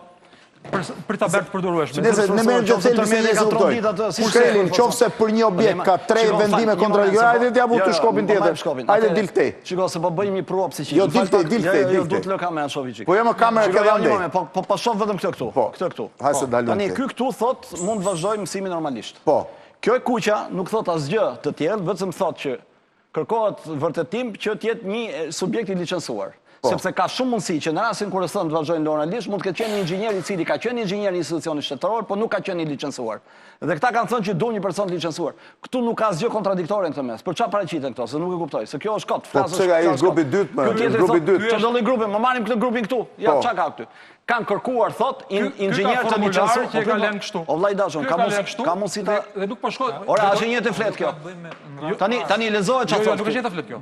Ora, aktiviteti thot. Jo, fletat i kanë mbledhur, i ka shkruar janë fletë ndryshme. Kjo flet është një kjo që 1 2 3. Jo, i kanë mbledhur unë këto. Po bleni ajo në radhë parë ka. Vllai dashur, kjo është një dokument tani, si ke mbledhur? Jo, është dokumenti im ky. Ja i thot janë 3 dokumenta ndryshme kanë nxjerr konkluzionet nga secili dokument për secilin. Ky është krimi im, ky është krimi im. Po pra po. Për të njëjtin objekt, për të njëjtin objekt, po. Pra, është një njëjti objekt apo nuk është një njëjti objekt? Ky është një objekt. Po pra një objekt, pra këtë po them. Po këtë ka bërë që ka pa 3 grupe. Grupi i parë pra ka bërë këtë. Po pra grupi i parë thotë vazhdoj normalisht. Po, sepse grupi i dytë nuk ka bllokuar. Po e ka bllokuar më dakord, sepse grupi i dytë. Ore ta falë gjithë po e ka bërë gabim. Ore, po ku e dini që ka gabim grupi i dytë? Sepse vajta unë për atë. Që kështu mund të vazhdojmë gjithë. Po se ju jeni licencuar, pra këtë ka kërkuar grupi i dytë, prandaj keni shku ju. Grupi i dytë kërkon që me qenë se po grupi i parë si e ka dhënë aktivitetin. Po pra grupi i parë atëherë ka shkuar inxhinieri i njëjtë në formular të agjencisë shtetërore të kadastrës. Dhe ka thënë që shkolla mund të vazhdojë normalisht. Drejtori ka thënë, ky është i agjencisë shtetërore të kadastrës, unë nuk e di a ka licencë, është inxhinier, por nuk e di a ka licencë. Dhe për çm brenda ka kërkuar te ky rreshti i dytë, pra grupin e dytë. Jo, është grupi i dytë që ka ardhur. Ka kërkuar 3 inxhinier amerikanë dhe 1 shqiptar. Po, inxhinierët amerikanë ishin studentët e Bendervishit, me gjëra mohabeti. Për tek kësaj historie, se unë e di shumë mirë ç'a ndodh. Grupi i dytë ka kërkuar që vlerësimi, grupi i dytë ka kërkuar që vlerësimi Mos bëhet thjesht nga një inxhinier ndërtimi, po tjetë i licencuar që të baj përgjegjësi për firmën. Po për çka ka shkuar grupi 2 pastaj shkoi i licencuari? Grupi 2 nuk certifikojnë, të huajt nuk firmosin, maksimumi bëjnë vretje. Dhe për këtë kemi kërkuar grupin e 3, që kemi thënë vlen, kjo e para apo jo? Pra e dyti ka vënë në dyshim vetëm çështjen e Pra 3 grupe shkojnë për të pa, për të njëjtën gjë. Kur ka dyshim patjetër kryqëzohen, patjetër çdo objekt. Po formularet që janë ndryshe njëri ndryshe tjetri. Ato të historinë e formularëve nuk e di me 5 formular ku janë gjetur. Po ka 7. Po janë i ka aty. Ka 17. Mi trego ku i ke Nxjerrin pak formular. Në Durrës kanë qarkulluar 2 lloj formularësh. Formulari i Institutit të Ndërtimit, më fal pra një moment, prit. Po e di unë, s'ka nevojë të shoh këto. I Institutit të Ndërtimit dhe i Bashkisë. Të dy këto formular janë unifikuar tani me një formular. Tu janë 5, o shkreli, kthe kokën. Po janë 5, më zotri. Po nuk e di ku janë gjetë, po flas për Bashkinë e Durrësit tani aty. Janë gjetë njësia administrative ku unë punoj. Po mund të ketë një Tirana, unë po flas Durrës. Jo, te njësia administrative ku unë punoj. Te njëjta njësi administrative. Atëherë Durrësi ka funksionuar me 2 formular. Njëri ka qenë Instituti i Ndërtimit. Pse janë të njëjta njësi? Po se në thelb e njëjta gjë është. Njëri është Instituti i Ndërtimit, tjetri ka qenë Ndërtimi ka 2. A ka mundësi ta marrë? Po si, domethënë secili grup shkon për sa vet aty shkreli. Nuk ka një rakordim. Ka një rakordim, pra, po them, bashkia kishte disa zona, Instituti i Ndërtimit sa tjera kështu me radhë. Ajo që po them unë është, kanë qenë 2 formular që ndryshojnë nga pikpamja formale, po jo nga përmbajtja. Atëherë u vendos, dëgjoj me kujdes, që mendimin e një njësie të UNPD-s, të Kombeve Bashkuara, të bëhet një formular i cili njihet ndërkombëtarisht. Dhe ky formular është hedhur në qarkullim dje. Dhe sot janë bërë të gjitha konstatimet janë bërë me iPad. Po nga dje deri në momentin që doli, sa ditë ishin? Ku di unë një javë, supozoj. Po një javë, po janë bërë gati 50% e kalkulimeve deri tani. Po janë të vlefshëm, problemi është që i kanë unifikuar. Shive ky që është me kokën me stemën e Republikës. Çfarë kupton nga kjo këtu? Formular. Ky formular tjetër me stemën e Republikës është me 3 opsione. Ky tjetri prapë me stemën e Republikës me shkrim dore. Po s'ka asgjë më çat keq që kam këtë histori më. Këto janë akte konstatime, akte konstatime nuk bëhet dhe pas temë Republike. Me ata akt konstatimi që bëhet shëmbet një pallat. Ku shënohet emri, mbi emri, numri licencës, kaq. Ndërkohë që thotë Kikia që ekspertët të shqiptarë të Kosovës u shprehen që shumë prej akteve janë vetëm me firmë pa emër fare. Kjo është tjetër histori pastaj. Kjo po jo. Momenti që ka firmën edhe numri licencës. Ecë dhe më tutje. Ta mbyll me një fjali. Ja, ta kaloj. Stop, po, ec. Tu jemi. Me një fjali, kjo histori kështu, nëse i ndodhi objekteve social, kulturore, arsimore, me radhë dhe shteti e pati më për detyrë, për nevojë që do hapte shkollën dhe do kërkonte ndihmën në një grupi të tretë, nga që kishte kontradikt nga 2 grupet e mbarshme. Kjo ka ndodhur në çdo pallat, në çdo objekt, në çdo lagje, në çdo blok, në çdo dhe qytetarët që se kanë mundësinë që t'ju vej i tretë grup për t'ju unifikuar qëndrimi final, janë në një panik të dytë. Po pse se kanë mundësi qytetarët? Qytetarët janë në panik këtu. Pse nuk e kanë mundësi qytetarët që shkojnë grupi 3? Nga kjo larmishmëri, konkluzionesh, që kanë nxjerrë grupe të ndryshme ekspertësh. Do të thotë, unë nuk mund të merrem tani që ekspertët janë studentët e juaj me qira fjala. Nuk ka rëndësi. Ata që janë dhe kolegët e juaj. Kemi shumë të mirë, të gjithë. Po ju jeni më i mirë nga ata. Ata janë të këqit, kolegët e juaj janë të këqij, ju jeni i mirë. Nuk është ashtu fare. Po kështu jeni duke thënë pra. Jo, ka shumë të mirë. Ka shumë të mirë atje. Nuk do të ndajmë këtu nëse kush janë shumë mirë. Po ju po ndani pra. Ju po ndani. Ecë më sipër. Po. Tani, kjo është menaxhimi i procesit, qofse do kemi mundësi që të themi në një gjë, unë do të thosha shkurtë që me qenë se në fazën e parë ka ndodhur kjo që ka ndodhur, për ta menaxhuar më mirë punë. Ecim më mbrapa pastaj. Edhe për të parë se kush janë të gjithë interesuarit që duhet procesin mos të jetë kakofoni, duhet sepse e duhet kuptojnë, e duhet ta di dhe banori se si bëhet procesi. Duhet ta di kushdo nga këta se si bëhet procesi derisa të mbyllet kjo punë. Dhe procesi ka faza, dikush nuk kupton as faza. E formalizuar nga UNDP. Edhe nuk i dallon dot se çdo thot njëra fazë, çdo thot tjetra. Qofse faza e parë ka këtë detyrë, faza e dytë ka këtë detyrë që nuk po kuptohet faza e dytë, po fillon si faza e parë. Kush e ka përgatitur këtë material? Kjo është bazuar në standardet bashkëkohore europiane. Edhe nëse do të dëgjoni me vëmendje, unë ju sugjeroj që specialistë, jo vetëm unë, po shumë prej nesh, që dalim teren, themi të njëjtën gjë, hankohemi me njëri tjetrin dhe themi hajtë mblidhemi bashkë ta rregullojmë të punën, se s'po na e rregullojnë nga lartë. Po vuajmë të tëra palët njësoj. Pra, këte nuk e dua unë, këte duam të gjithë ne që jemi atje.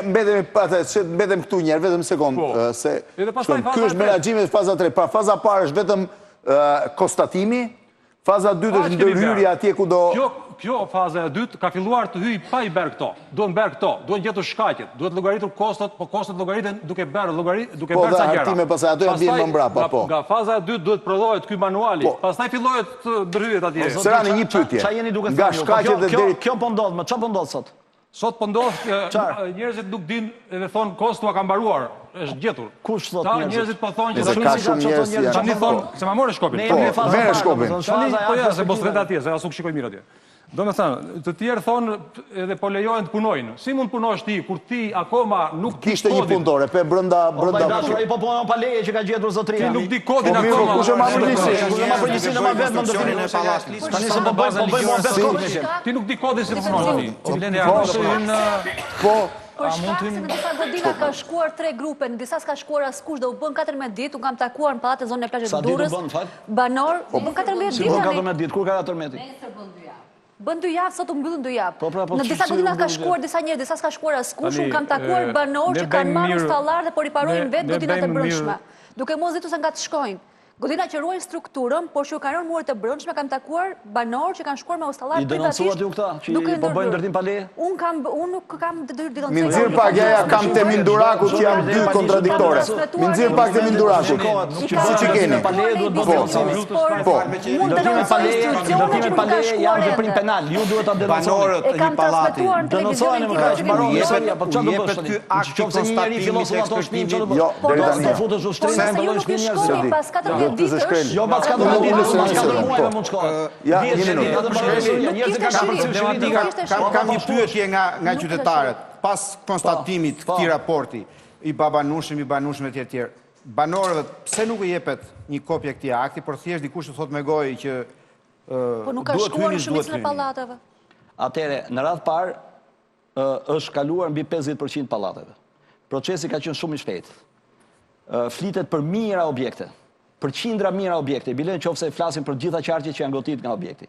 Dhe resurset njerëzore janë këto, se nuk mund shkoj gjyqja ime dhe të bëj akte konstatimi. Se kemi fjalën nga shpejtësia, se bëva ki nga shpejtësia bëjmë gabime. Eksakt, pra gjërat kanë kohën e tyre dhe numri i resurseve njerëzore. Jepni pak ato të Mindurakut, Ne kemi keni. përthirrje të gjithë strukturave të inxhinierike që ta asistojnë këtë proces. Banorët sa informohen për shkallën reale të rrezikut që ka Atëherë, në objekti. momentin që shkon grupi i aktit të ekspertizës, i informon dhe banorët për gjën të cilët ata kanë konstatuar. Në çfarë mënyrë informon? Ky akt i depozitohet në zyrën urbanistike në bashki, në rastin e Durrësit që ka qenë qendra me goditur.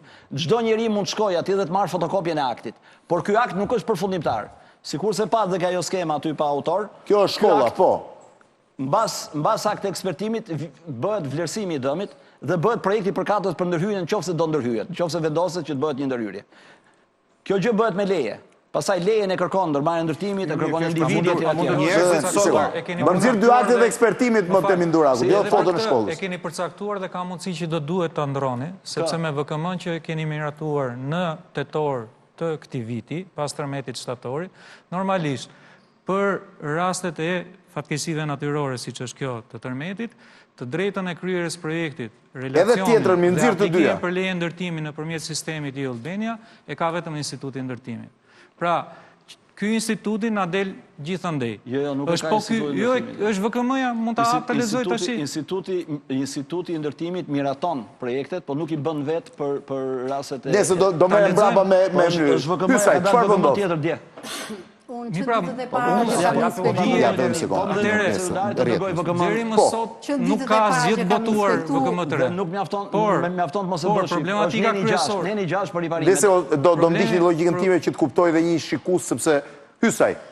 Që në ditët e para që kam inspektuar këto banesa në qytetin e Durrësit, e kam thënë dhe vazhdoj ta them, që kjo pjesë ka të bëjë me menaxhimin e burimeve njerëzore, ekspertizën dhe ligjin. Nëse ne edhe në këtë situatë, mas gjithë kësaj që ndodhi, nuk kemi kuptuar që vetëm zbatimi i ligjit do të çojë në procedurat përcaktuara se si ne do vazhdojmë. Edhe për verifikim, edhe nesër për rekonstruksion edhe ndërtimet e tjera. Pse e them? Ne në gjithë të fazë dolën disa shenja që shkojnë inspektohet Njep të 2 aktet e shkollës, po? Nga inspektorët edhe banorët nuk dinë se çfarë thuhet. Nuk është e pamundur të vesh ca shenja konvencionale që të dihet kjo shenjë. Që thotë dhe në televizor, kjo shenjë thot këtë, kjo shenjë thot këtë, kjo shenjë thot atë. Dhe komunikimi me qytetarët është shumë i rëndësishëm. Po, ja vetëm një sekondë. Po. Dhe dërgimi, ne po themi po vim ndërkombëtarët. Po. Kush është eksperienca që përfitojmë nga këto ndërkombëtarë? Ato ndërkombëtarë vinë, Madonmenia vinë si ndihmë për ne, mund të kenë dhe vlerë monetare, dhe ndërkohë kam përshtypjen që nuk punojnë me këto lloj formularësh, po kanë ca formular që i kanë zbatuar në raste të tilla. Dhe kjo do të na ndihmonte ne, ti kishim këto formular, edhe t'i bëjmë jo një herë... Disa ata janë këshillues, nuk marrin vendim do të ekspertëve. Jo, nuk se për vendim, po ato duke qenë këshillues, janë këshillues real të një situate të tillë. Të një situate të tillë. Dhe ajo do ta bënte punën më të lehtë edhe për ekspertët që shkojnë në këto grupe. E para, e dyta, dhe pjesa kontradiktore e vendimarrjeve, prapë është komunikimi me qytetarët. Ne flasim shumë mirë për lidhe me të hujët, lidhe ama qytetari që ka gjithat shqetësim, që në fund-fundit... Që ka gjithë pasurinë e tij, shtëpinë edhe... Gjithjetën, thot. Gjithjetën, thot. Neve nuk i japim asnjë... Vim, themin, shkojnë bashki. Kanë ardhur në bashki. Unë pata kontaktin me disa qytetarë, thot. Nga formulari parë ka kaluar ke formulari 2 dhe mënyra se si na pyesin nuk na shpjegon. Falë se shkreli një pyetje. Jo, më fal, një sekondë. Shkon në një pallat grupi. Shkon grupi licencuar. Dhe nxjerr të pabanueshëm, po më bëj një pyetje. Jo më lëre formularin. Jo, formularin. E nxorrin të pabanueshëm. Një moment pra, sepse nuk e mbyllim historinë e formularit. Më fal, një moment. Ora, dëgjoj një pyetjen time, pastaj më thuaj edhe që do të thuash formularin. Jo, se do kthehemi prapë te formulari. Jo, më do të bësh një pyetje që po them. Do të them, problemi është, shkon një grup dhe konstaton që pallati është i pabanueshëm. Pa shkuar grupi dyta gjë, i vendoset shiriti verdh, i jepet një letër qytetarëve që i thuhet çfarë problemi ka ose një kopje proceseve verbaleve? Ore, atëre, unë e sqarova një herë, po e them edhe një herë. Në momentin që vendoset shiriti, do të thotë që objekti është i pabanueshëm, asnjëri nuk mund të futet brenda. Po më jepet një letër që ta shohësh, po. Çfarë letër më valla, vendosur shiriti dhe rri dhe policia bile. Çfarë letër? Po jo qytetarit si do i thuaj. Shiriti në këtë objekt sepse është i pabanueshëm. Po, që mund të jetë i riparueshëm ose që do shëmbet. Po, do t'i thuhet jo, një minutë. Ti njeriu që ke bllokuar pasurinë do i thuash që ky pallat mund të shëmbet ose ky pallat. Një moment më. Policisë ke mos atëre vendon. Po ju s'lini të flisni më burr. Po si ka mundësi që unë pa mbaru fjalinë të 5 o shkreli. Po fillim më burr. Po jo në preu blendi, jo. Një sekond, do ta kthej prapë se. Po, atëre. Vendoset shiriti. Po. Mbi bazën e akt konstatimit. Po. Që do të thotë që pallati është i pabanueshëm. Po. Në këtë moment akti i konstatimit depozitohet në bashki. Nga sepse grupi mbasi ka parë gjërat i plotson edhe në zyrë pjesët e tjera që janë pjesë shpjeguse të tjera. Dhe qytetari shkon në bashki dhe thot pse më është bllokuar ku diun pallati 151 rrugën Mine Peza në Tiranë. E kupton? Dhe ai thot një moment, merr akt konstatim, është bllokuar se ka dëmtime të rënda strukturore. Po si lihet në dorë qytetarëve? Ka që vështirë. Një pallat ka 150 familje. Tash shkojnë 150 familje të marrë nga bashkia për të marrë sopletër. Po si duhet bërë? Ti jepet në dorë akti konstatimi. Po marron te punën, ta fotokopioj, atë ti thot banorë. Ku ta fotokopioj në rrugë? Po normalisht, se ku fotokopioj? Po si do të bëjmë 150 akt konstatime? E dini ju që shumicën e pallateve nuk ka pas asnjë banor në Durrës? Durrësi 2 ditë ka që është kthy jeta. Kanë qenë bosh. Ka shkuar me policinë dhe me administrator lokal. Bëhemi racional. Njeriu shkon në bashki dhe pyet, pse është bllokuar pallati? Nuk është ky halli më i madh. Po pra nuk është, po ndalojmë halli më i madh. Jo, s'është ky, po ka njerëz që duan një letër. Po ka procedurë. Në momentin ka vënë shiriti policia, çfarë do të thonë ai? Çfarë do të thonë? Po do i thuash ti personit më për çfarë? Po do ja thosh, po s'do shkoj gjymoj persona do pyesim pse u blloku pallati. Dhe është bashkia pusheti lokale ai që jep sqarimet. Duhet shkojnë në bashki thotë. Po patjetër më. Po momentin që se lë të futet një letër do i japësh me shpjegim. O vllai dashur, letra është në bashki, nuk do gjimosh 150 banor, mos jenë gjithë aty. Po banorët që shkojnë për të futur o. Po interesant, banorët që shkojnë për të futur dhe shikon shiritin, çfarë bëni ju kur nuk e gjeni makinën? Gjeni një cop letër aty në tokë kur ja u kanë marrë me karo atrec? Do shkosh interesohesh valla. Nuk e japin vendet. Ti tani. Si nuk e japin as në bashki. Në bashki nuk e japin. Po si nuk e japin bashki? Po në bashki ka njerëzit vinë, marrin sqarime dhe ikin. Po nuk e kanë dhënë. Po si se kanë dhënë? Po ta them. Po pse nuk e japin? Po të bëj një pyetje. Unë po them nuk e kanë dhënë, po t'jap fakt në terren. Megjithatë, Bleni ka mundësi të them 2-3. Logjik se se ka. Po jo më burr si se japin. E japim patjetër, I thot ja ku është konstatimi inxhinierëve, me firmë që objekti juaj derisa të Emi Duraku është dhe kjo, Maseroni pak se nuk e lexoj dot. Ose derisa të rekonstruohet. Ngrihet pak se nuk e lexoj dot këtu. Se japin. Është e njëjta. Do t'jap unë shembull se japin. Jo, shumë e rëndësishme kjo që po thotë zoti Biçoku. Problemi kryesor është që Blendi, për mua një nga problemet kryesorë, ne kishim tërmet në Tiranë. Po ai personi që firmos atë atje, që është me fotokopje pasaj, ka qenë personi që ka kaluar në për pallatet të Tiranës dhe I ka thënë s'ka problem, vazhdoni, është I banueshëm. Tash po I njëjti person do na ofroj besimin që aktet e inspektimit janë të rregullta tash. Problemi I parë. Problemi I dytë, tham... Më falë, pse, qa problemi ka pas, kur ai ka thënë që objekte është I banueshëm? Tiranë nuk ka pas dëme... Objekte të cilat kanë pasur dëme strukturore. Po sigurisht, sepse objekti, ai tërmeti I parë ka qenë tërmet shumë I ulës se ky qera. Dhe çdo njeri, masi bën një akt, për shembull, edhe inxhinieri këtu, kur thotë që objekti është I banueshëm, nuk thotë që është I banueshëm, po të bëj një tërmet 8.5 ballë. Ai diskuton për objektin. Po, mbi bazën asaj që ka. Po sigurisht, natyrisht, ai pa një akt konstatimi. Po kur ka dy kontradiktorë për të njëjtën, Emi Duraku është dhe ky. Shihet dy. Blendi shqetësus klubin. Shqetësus për mendimin tim, të paktën në këtë fazë të vlerësimit, nuk është problemi I lihet apo nuk I lihet formulari kur thuhet është e pabanueshme, sesa në rastet kur thuhet është e banueshme. Pra, nuk mund t'i thuash qytetarit hy ti dhe pasaj shkoj gjeje në bashki se kush e ka bërë e ku e ka bërë atë formular. Formular të paktën në informacionet që kam unë, përsa I përket objekti është I përdorshëm dhe I banueshëm hyni, kanë filluar të lëshohen dije. Vetëm dije. Jo, s'është e vërtetë. Ja më është zotëria që është formulare Në shtator ke lëshuar? Po, shtator nuk e di. Është po I njëjti person. Ma jep rastin konkret. Në Tiranë, shkolla Fai Konica ka dërguar në celularin tuaj nëse doni për ilustrim. Të dyja dokumentet janë nga Instituti I Ndërtimit. Një I bërë në datën 4 dhe një I bërë në datën 6. Njëra nxjerr shkollën tërësisht, njëra nxjerr të pabanueshëm dhe tjetra thot tërësisht funksional objekti. Të dyja nga Instituti I Ndërtimit, të dyja në datë të ndryshme për shkollën Fai Konica. Ja, pra është Emi Duraku. Një në datën 4, një mos datën 6. gaboju, Emi Duraku është, po Emi Duraku është. Një në datën 5, një në datën 6. Apo jo, datat nuk I dalloj dot se janë shkruar me dorë. Në këtë rast e prevalon formulari I dytë. I dyti. Po pse I dyti, sepse prit një moment, në objektet me grumbullim të madh njerëzish, sikurse janë spitalet, sikurse janë objektet e kultit, sikurse janë shkollat, gjithmonë në momentin që lind dyshimi që objekti ka problem, lëshohet certifikata që është I pabanueshëm, derisa vjen një grup tjetër I cili jeton me hollësi. Nuk merret përgjegjësi e madhe të thush I banueshëm, qoftë po ketë krisje të lehta. Prevalon gjithmonë formulari I dytë kur flitet për objektet të kësaj natyre. Kështu që është krejtësisht lokale që ata kanë shpallë. Që një institucion për dy diferencë absolutisht. Po, I dyti vlen gjithmonë në raport me të parit. Sepse ke I dyti, për shembull neve me grupin e inxhinierëve kemi ngrit nga Instituti Politeknik, këta janë një staf nga inxhinierët më të mirë që ka Shqipëria. S'ka nevojë ti përmend emrat. Janë çuar në ato objekte të cilat pavarësisht që janë shpallur me pull të kuqe, që do thotë objekte me probabilitet madh për shëmbje, këta japin verdiktin përfundimtar. Dhe deri tani një pjesë e tyre nuk janë për shëmbje, sikurse kanë dhënë gjëra për shëmbje. Pse? Se ka përgjegjësi shumë madhe shëmbja një pallati, sepse është dëm ekonomik, dëm social. Patjetër, e dihet. Dhe eksakt. Po ti do të shëmësh kur ai mos ketë më shans që as të riparohet as bë. Po patjetër. Dhe këtë kush e vërteton? Këtë e vërteton një ekspertizë më e lartë, jo ekspertizat e para dhe të shpejta që janë bërë për ta ruajtur popullatën nga dëm eventuale që mund të rinë. Ka pallate që qëndrojnë këmbë nga ana strukturore, që përballojnë tërmete dhe më të larta se ky që ka ndodhur, po mund të kenë qoftë edhe një mur që është tek tull, gati duke rënë, I cili mund vrasë njëri pora. është një mur komplet I shkëputur.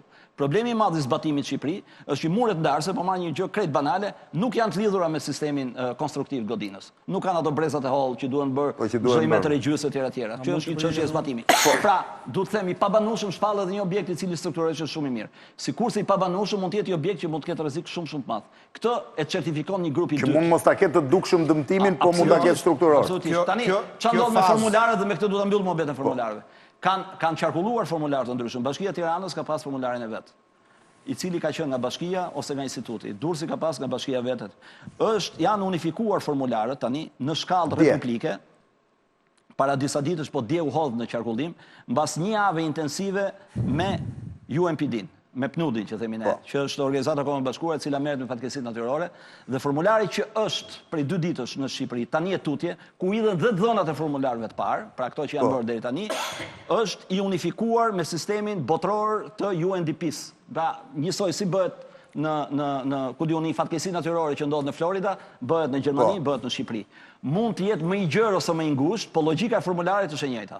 Dhe kjo gjë është pranuar nga ata. Këtë gjë ne e bëm edhe për një motiv tjetër, që kur të bëhet fatura e madhe e dëmeve, gjuha me cilën do flasim ne me partnerët, do t'jetë gjuha që flasin ata, jo gjuha që flasim ne. Dhe ky formular është një formular unik. Po, 6 ditë ke ndarë 7 lloj formularësh, drejgu. Ky i fundit vetëm mbarot, pyetje. Dhe është elektronik i gjeoreferencuar e gjitha me radhë. Për pyetjen që bëri zoti Kikina, në lidhje me pse nuk i lëshohet banorëve akti i ekspertimit. Konstatimit, më sa. Po, i konstatimit, që quhet, po, fazës parë. Atëre, grupi po flasë për grupin tim atëre, po them, çfarë eksperiencë kemi patur ne dhe si kemi punuar, edhe si e zhvilluam nga dita e parë deri ditën e 3 apo të 4 dhe si nga ajo ditë njësoj deri sot. Po. Ne kemi parë gjithë të vështirësi që formularët nuk na jepeshin dot, as nga emergjenca civile, as nga njësia administrative me cilën çdo ditë ishim bashkë. Kështu që filluam të kërkojmë formular, filluam të prodhonim, e prodhuam në fund. Iku formulari. Tani ishte ky mirakull se si do të venim, që në objektin e parë që bllokuam me shërit, unë me grupin tim nuk kam lëvizur nga objekti pa më ardhur e pa takuar drejtorin e rendit që të më sillte 4 policë. I soldi ai. Pastaj kur do shkonim te objekti tjetër me të shpejtë, ditë e parë, ishin orët e para, ishte i tmerr i vërtet aty ku vajtëm te stadiumi, ishte më të dëmtuar atje vajtëm, nga që ishim në fillim.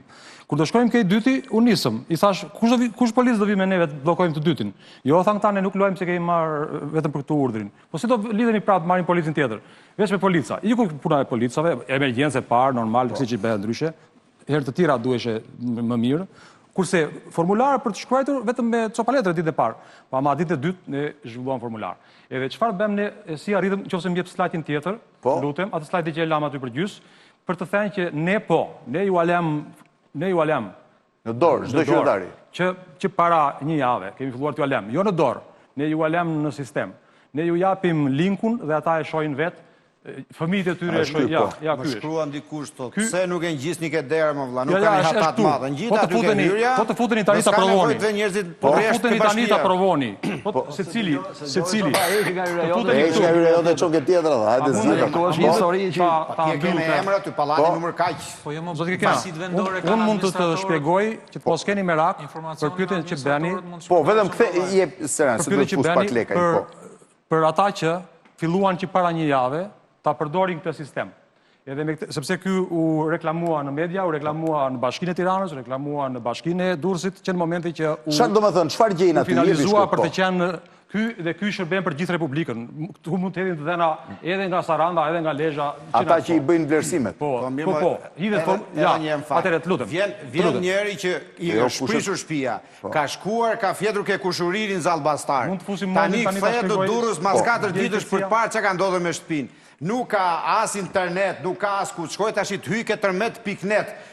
Ai do ku shkoj ke pallati, aty tjetër zotëre fotokopiuar, thuhet ky pallat në krahë sportivi nuk është. E kupton kanë 20000 veta më herë. Është shumë e thjeshtë për kemi janë administratorët e pallateve. Po. Të cilët kanë një marrëdhënie institucionale. Ore ka mos besim njërë të qytetari që është pallati, është inspektimi saktë apo jo?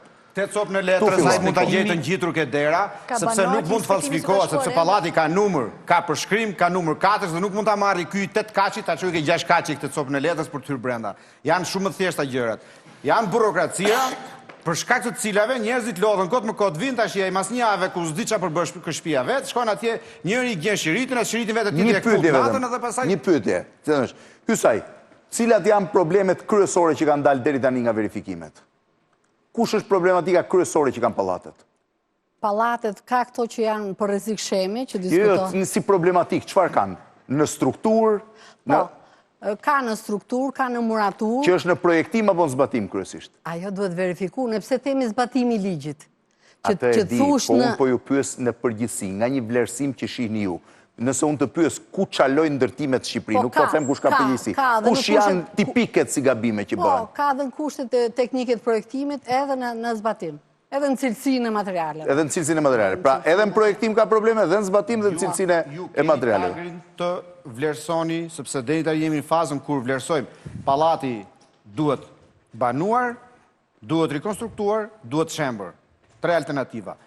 Keni tagën apo keni patur mundësi të verifikoni që ky pallat është dëmtuar sepse kolona ka patur më pak shufra hekuri sa që mund duhet kishte normalisht. Betoni ka qenë një cilësie jo të mirë, ka pas problem, ku diun. Këto kërkojnë ekspertizë. Atëre, kjo që thotë sepse këto vinë nga terreni. Është faza e dytë kjo ekspertiza. Prandaj them që domethënë gjitha që të nisesh ti analizosh edhe faktet, edhe vlerësimet reale, duhet Kjo është pastaj për procedura. përgjegjësinë ligjore. Unë po pyes në një shikim të përgjithshëm. Kjo që thotë zoti Kikia është shumë e saktë. Domethënë akti i parë është konstatimi dhe këtë moment ketë bësh me banorin. Akti i dytë ekspertiza. Ekspertiza pastaj bëhet shikohet çfarë pse u shpallë e pabanueshme dhe a mund të rekuperohet apo jo. Shkalla e rekuperimit varet nga raporti midis asaj që do harxhosh dhe faktet ja vlen ta bësh tre apo jo. Po them unë, nëse ti do harxhosh mbi 75%. Pyeta gjë tjetër zoti Shkreli. Kjo është procedurë. Pyeta në një shikim të lirë. Pra pa hyrë përgjegjësive, kush janë defektet bazike të ndërtimit të Shqipëri? Që kanë sjell katastrofën, jo gabime. Kryesisht sedimet e kolonave. Sedimet e kolonave, që janë problem projektimi apo zbatimi? Janë të kombinuara. Ka që kanë pas probleme projektimi. Unë dëgjova me kujdes atë zotrin nga Maqedonia. Maqedonësit kanë nga ekspertizën më të mirë në Ballkan. Po, sepse kanë pasur tërmetin e Gjergj dhe Casës. Kanë zhvilluar shumë mirë, po themi, fakultetin e tyre sismikës. Dhe ai thotë që edhe me sy të lirë po të shokosh kolonat e objekteve shumë katëshe shqiptare, sidomos në katët e poshtme, kati i parë dhe kati i parë, janë shumë të holla. Domethënë kolona kërkon masën e vet, e cila nuk është vetëm çështje hekuri, po është edhe çështje qëndrueshmërie. Tani kjo, domethënë, shpeshherë me llogari mund të krijosh kolona dhe tepër të holla, por që gjithmonë kanë dalë shumë problematike. Inxhinierët këtu kanë koeficient të cilët e superojnë atë çka llogaria thellë se duhet ta mbajë një tërmet. Po them unë, nëse kolona duhet bëhet 40 me 40 sipas llogarive, një inxhinier i mirë gjithmonë vendos pak më tepër që është një rezervë mbi normativën, mbi koeficient sigurisë, sepse nuk është vetëm tërmeti. Ai duhet llogarisi dhe një zbatim jo shumë cilësor. Ai duhet llogarisi që sidomos në zonën e Durrësit ku ajri ka dhe krip, duhet llogarisi që shtresa mbrojtëse e hekurave nuk duhet të jetë, po themi 1.5 cm, por duhet të jetë 3 cm. Për kushtet e projektimit. Jo, për kushtet e projektimit ndryshojnë nga një qytet tjetër. Po, më lidh pak me zotin Lekaj. Po, zoti Lekaj, cila është problematika kryesore në Shqipëri e ndërtimit? Shiko, unë nuk flasë për ndërtimet, se jemi të fushës që të artografisë. Po, artografisë, pra, kryesisht në atë pjesë jeni, po. Dhe në këtë pjesë do thosha që më do në pjesa juaj e ndërtimit e kësha fjallin, po. Në këtë pjesën që na përket neve, do të thosha që më vjen shumë keq për gjithë rëmujin që ka ndodhur dhe mos organizimin e inspektimeve në teren. Se unë do thosha që rasti tërmetit, ose i pas tërmetit, është një lloj si rastet e luftës dhe organizimi bëhet mbi bazën e hartës. Po. Edhe sot, harta që është përdorur si konvencionale hartë, sot është teknologji e informacioni që në një farë mënyre mundëson një organizim perfekt ku i bën të gjithë njerëzit të punojnë si bletët. Dhe mua më vinte shumë keq që inxhinier Serana po vuan tema të organizimin e parë, ndërkohë që në Shqipëri sot ka të ndërtuar një infrastrukturë shumë të fuqishme në fushën e informacioneve gjeografike. Ne sot kemi një institucion shtetëror që ka ecur shumë përpara, është autoriteti shtetëror për geoinformacionin që shërben pa lek, pa pagesë gjithë hartat e Shqipërisë, që ka ndërtuar standarde dhe njëkohësisht bën politika në fushën e geoinformacionit. Dhe pikërisht specialist dhe teknologji në Shqipëri janë më të avancuarat që janë sot, të krahasuar me ato që bëhen dhe në Perëndim. Dhe mua më vjen shumë keq që ne nuk kemi qenë të përgatitur dhe nuk kemi qenë të aftë që ditën e parë të kishim gati ato mbështetje që duhet t'u japim. Dhe ne këtë gjë përpoqëm që ditën e parë, dham ofertat tona si kompani të shoqatës e gjeodetëve dhe falenderojmë veçanërisht doktor Seranaj që na kuptoi dhe pranoi të bashkëpunonte për të realizuar një organizim më të mirë të punës.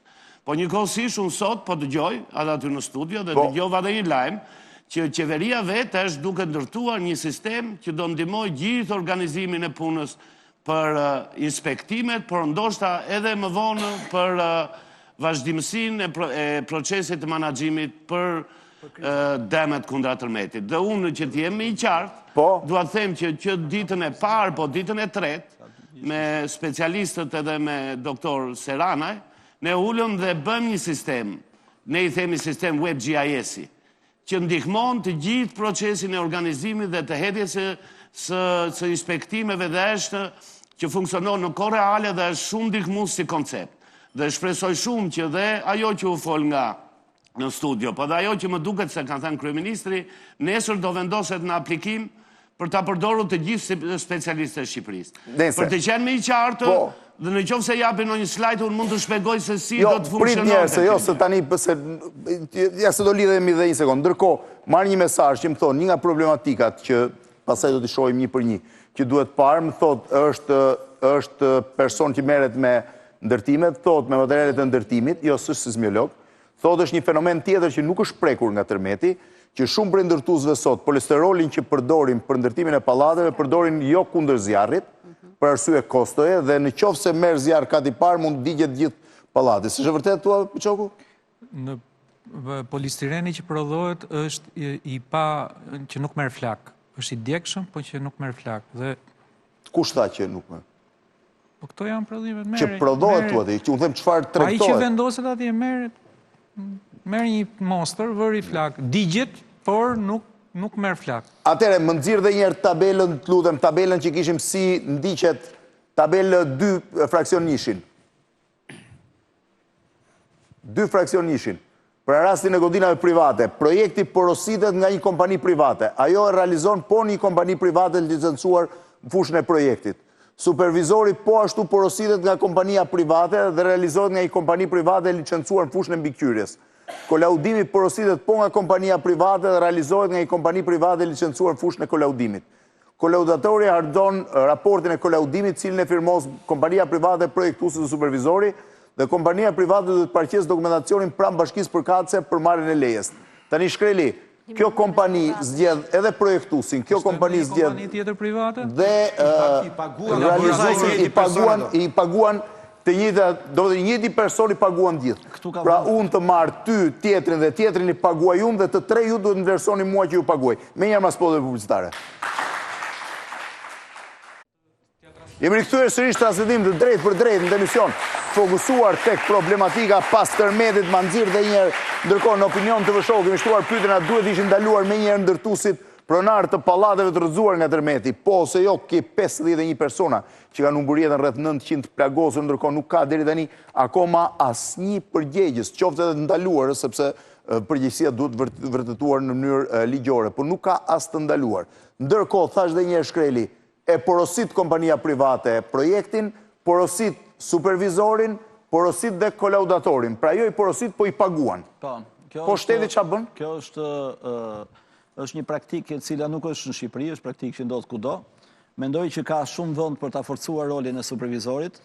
Mendoj që ndoshta bashkitë mund të krijojnë listat e supervizorëve të tyre në rastin e ndërmarrjeve, po themi, sipërmarrje private. Pra ti shkon në bashki me 3 letra që i merr, s'ka rëndësi 30, po 3 kryesore që i merr me lekët që ke paguar vetë. Po, sigurisht, nuk do paguaj shteti për pronën që bën Jo, private. mund ta detyrojë atë, po të ketë një kolaudus të vetin shtetëror. Nuk besoj që domethënë shteti duhet bëj kolaudimet me kolaudus shtetëror. Pse? Kolaudusët duhet kenë përgjegjësinë e firmës vet, sikurse supervizorët duhet kenë përgjegjësinë e firmës vet. Është dënuar në një Shqipëri deri më sot? Këtu janë kufizuar deri tani me tërheqje licencas ose me pezullim e licencës për një kohë të shkurtër. Nuk di rast të dënimesh penale për supervizorët. Kikia, çfarë të shkruajtën kontrollorët nga Kosova? Ne kemi kontaktuar jashtë kamerave, sepse nuk donin të kompromentonin misionin, inxhinier të huajt përfshirë në këtë mision, që përveç konstatimit për cilësinë e materialeve të ndërtimit, kemi siguru dosje ku supervizionet ose të pafirmosura, ose të firmosura në mënyrë krejt fiktive. Po sjell rastin këtu, kemi investiguar në televizion rastin e një ure të shembur e gru proj u rrëzua, si që ndodhë banorët ankohen, kërkojnë ndihmë ke media dhe shikojmë një këmbë të urës pa asnjë fije hekuri. Shkojmë në komunë, marrim projektin dhe projekti thoshte hekur 16 ton i përdorur. Ura nuk kishte asnjë fije hekur. Dhe në fund, e kishte firmosur supervizori, e kishte firmosur pronari, inxhinieri, kishte 17 firma. Të gjitha firmat të hedhur ke kafja e fshatit. Absolutisht. Këto janë raste në të njëjtën mënyrë. Po rastet korruptive janë më të vogla dhe janë dominuese. Në të njëjtën mënyrë. Se nëse dominon ky rasti korruptiv, pastaj dyshimet janë që supervizionet janë firmosur ke kafenet e katit partë pallatit. Po i tërmet 6 ballë çka kanë shkruar. Kjo është pasoja kur te supervizorin e ka paguar po pronari i kompanisë që bën pallatin. Nuk e di se çfarë provoj. Dëshmi të njerëzve që punojnë në kompaninë e ndërtimit. Thonë që inxhinieri parashikon X shufura hekuri për kolonën. Pronari i kompanisë ndërtuesja i qeparat. Thot hiqeni se mrit kostën. Dhe gjitha shkon në dëm të... Ky është një rast i mirë në rastin konkret, po? Me qënë se kemi objekte të shëmbura dhe objekte që do shëmbër, nëse ky ndërtues është biznesmen dhe qëllim ka fitimin, përgjegjësinë unë e kërkoj tek inxhinieri. Moralisht, ai që firmos. Inxhinieri është person publik dhe firmën duhet ta ketë të shenjtë dhe të shtrenjtë. Është si noteri, është si gjykatësi. Unë si qytetar, kur blej shtëpinë, nuk e shikoj dot sa shufra heku i ka kolona brenda. Dhe duhet të besosh firmës atij inxhinierit apo kolaudotorit. Për këtë arsye, ta duhet mendohen. Dhe për këtë arsye duhet shkojnë ca në burg sot. Me këtë tërmet. Ky tërmet nuk duhet mbuluar me dhe, si masja pasi e bën, dhe ta mbuloj me dhe, pasi qanë viktimat. Ky tërmet duhet mbajtur hapur, nuk duhet mbuluar asnjëherë. Dhe prit, jo vetëm për pallatet ndërtuara tani, po kush verifikon dhe pallatet e vjetra? Se më shkruan tani dikush po. Që kanë firmosur një pallat i ndërtuar në vitin 75. Për kafenet, pak bër asnjë kontroll, duhet të shkojnë brenda që të hyj frika të tjerëve dhe fillojnë të mësojnë. Kontrollohen dhe këto pallate? Për ndryshe, kur të vi tërmeti tjetër, ata që do jenë pas nesh këtu në këtë studio do bëjnë të njëjtat gjëra në mos më keq që po bëjmë ne sot. Po pra, është e vetmi rast, unë nuk di rast tjetër, se edhe në Itali ju e dini sa veta ndaluan n'Aquila. Shërbejnë zakonisht fatkesit natyrore, të cilat shkaktohen edhe si rezultati veprimit njerëzor, ose mos veprimit njerëzor, kërkohen përgjegjësit tek njerëzit dhe që natyrisht, unë jam me atë që thotë Zoti Kikia, që përgjegjësinë e man ai që firmos. Pra njeriu duhet të jetë shumë i përgjegjshëm. E ka mbajtur në një deri sot Shqipëri? Kur janë bërë kazuse, e kanë mbajt. Çështja është që kazuset janë shumë të rralla. Po nuk e di, ka pas raste që ka rënë një objekt. Nëse nuk e ka njeriu përgjegjësinë, fatkeqësi duhet shërbejnë që ti të mbrohesh nga natyra. Absolutisht. Japonezët do ishin zhdukur si rrast nëse nuk do mbroheshin nga tërmeta. Masa do të jenë dy. Jo vetëm dëshkimi i personave të cilët, po themi, kanë abuzuar me firmën, po e quajmë abuzim me firmën këtë, qoftë të profesioniste, por nga ana tjetër dhe forcimi i legjislacionit apo i kushteve teknike, të cilat mas çdo tërmeti ose çdo fatkeqësie natyrore vijnë duke forcuar. Du të them këtë që neve në ministri tani jemi bërë gati për të kaluar Eurocode 8 që ka të bëjë me sismikën, si thosh, shumë shpejt dhe me siguri do marrim Ore, problemi është si do kontrollohen ato, se unë nuk po them se s'bëni ligjin. Po ja ma nxirr që tabelën tjetër, treshin. Ligji mund të jetë shumë i mirë. Tani ligji mund të jetë shumë i mirë. Nxirr një herë treshin. Problemi i parë, si do kontrollohen ndërtimet pa leje? 300-400 mijë në Shqipëri. Atëre, unë nuk e kam shumë parasysh se nuk jam marrë me ndërtime pa leje, mund ta pyesi zotin Lame për këtë ose drejtorët rajonal. Jo, vetëm për çështjen e cilësisë, ai Lame mund t'i masi ato sa janë. Jo, s'ka punë madhe. Normalisht të legalizosh një ndërtim pa leje, duhet të kesh edhe një akt nga një inxhinier konstruktor të licencuar me firmë i cili ka shkuar në objekt. Që këto, siç thot Kikia, vjen 90% rasteve në kafen e fshatit. Ky është një problem që sapo po shkuan prapë mos dëshkueshmëria. Jo, mirë, pra pikërisht pra kjo është tani, nëse një nga këto objektet është një proces që ka filluar në 2000 në çfarë viti dhe në çfarë viti jemi ne që po vazhdon. Që do të thotë që s'ka vend botë, vazhdoj me legalizime paralel me lejet e ndërtimit. Mos kalojmë këtë tema tjetër, po t'japim përgjigje kësaj që do të thotë. Pra, te ndërtimet pa leje stim kush? Një ndërtim pa leje duhet të jetë i shoqëruar në një relacion një inxhinieri konstruktiv, i cili garanton. Po nëse ai që ka ndërtuar pa leje nuk ka aplikuar fare për legalizim?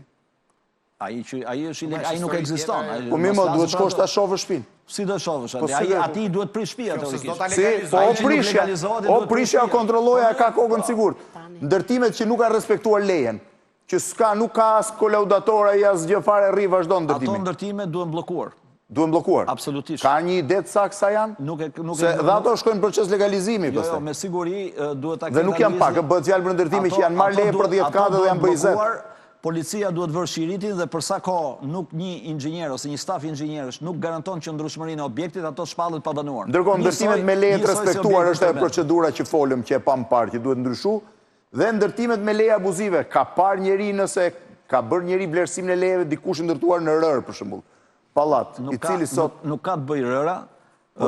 Ti ke qytetet tëra që janë ndërtuar në rër, në zakonisht edhe ku diun po themi i kemi parë në këto vendet e famshme turistike. Mora rërën si kështu tani. Leja abuzive në rër nuk duhet ndërtuar sepse rëra është një aset natyral që nuk duhet prishur, po duhet them që duket çështja e rërës, sepse ti ke një objekt 24 katësh në plazh në rër është ai, po vetëm që është një kastruar mirë në tokë. Ka 3-4 kate në tokë edhe ka pas një bazament konsoliduar shumë mirë dhe një objekt 4 katësh ka rënë. E kupton? Pra nuk është çështja ku ndërton, po si ndërton. Eksakt. Ndërtimi gjeologjik, sismik edhe mënyra se si ti do ta afrontosh një situatë. Po nëse harta sismike, si çfarë po të quajmë tani leje me leje abuzive. Harta sismike të përcakton që në çfarë norme sismike duhet i bësh llogaritjet konstruktive. Po, dhe në një zonë që është e rrezikuar, si Durrësi këto. Dhe ti t'japësh leje pallate për shembull në lartësira të mëdha, kur risku ekziston. Nuk ka të bëjë. Jo, nuk ka të bëjë. Ka të bëj cilësia e ndërtimit. Ka të bëj mënyra se si e llogarit, cilësia e ndërtimit natyrisht. Pra, nëse një leje ka qenë e gabuar apo nuk gjykohet, do të fare. Një leje e gabuar, çfarë do të thotë? Leje e gabuar do të thotë një leje që ose është shmangur planit urbanistik.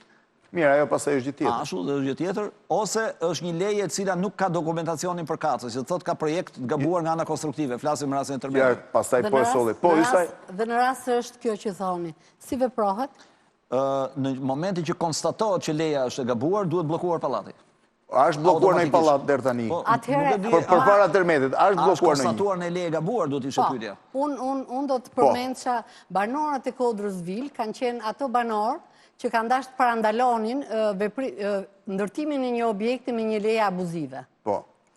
Edhe janë bërë gjithë që në fazën e lejës zhvillimit, edhe çfarë ndodhte me procedurat ligjore, duhet bërë studimi sismologjik, studimi gjeologjik dhe duhet oponenca teknike që ne po diskutojmë. Atëherë, studimi sismologjik dhe gjeologjik kanë përcaktuar tabanin ku duhet mbështetet themeli dhe kanë dhënë rekomandimet e veta. Projektuesi ka hartu një projekt me një plak.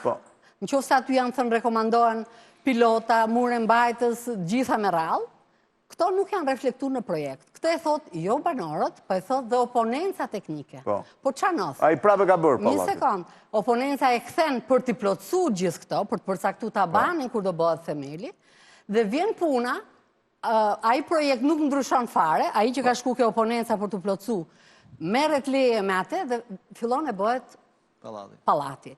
Shkon problem. Ankohen qytetarët në të gjitha, për mu qytetarët janë përpara instancave shtetërore, qoftë vendore, qoftë qendrore. Është fakt. Kemi në mars, bëjmë 2 vjet që bëjmë këtë betejë ligjore. Dhe shkojmë në institucionet qoftë vendore, qoftë... Dhe s'merr përgjigje.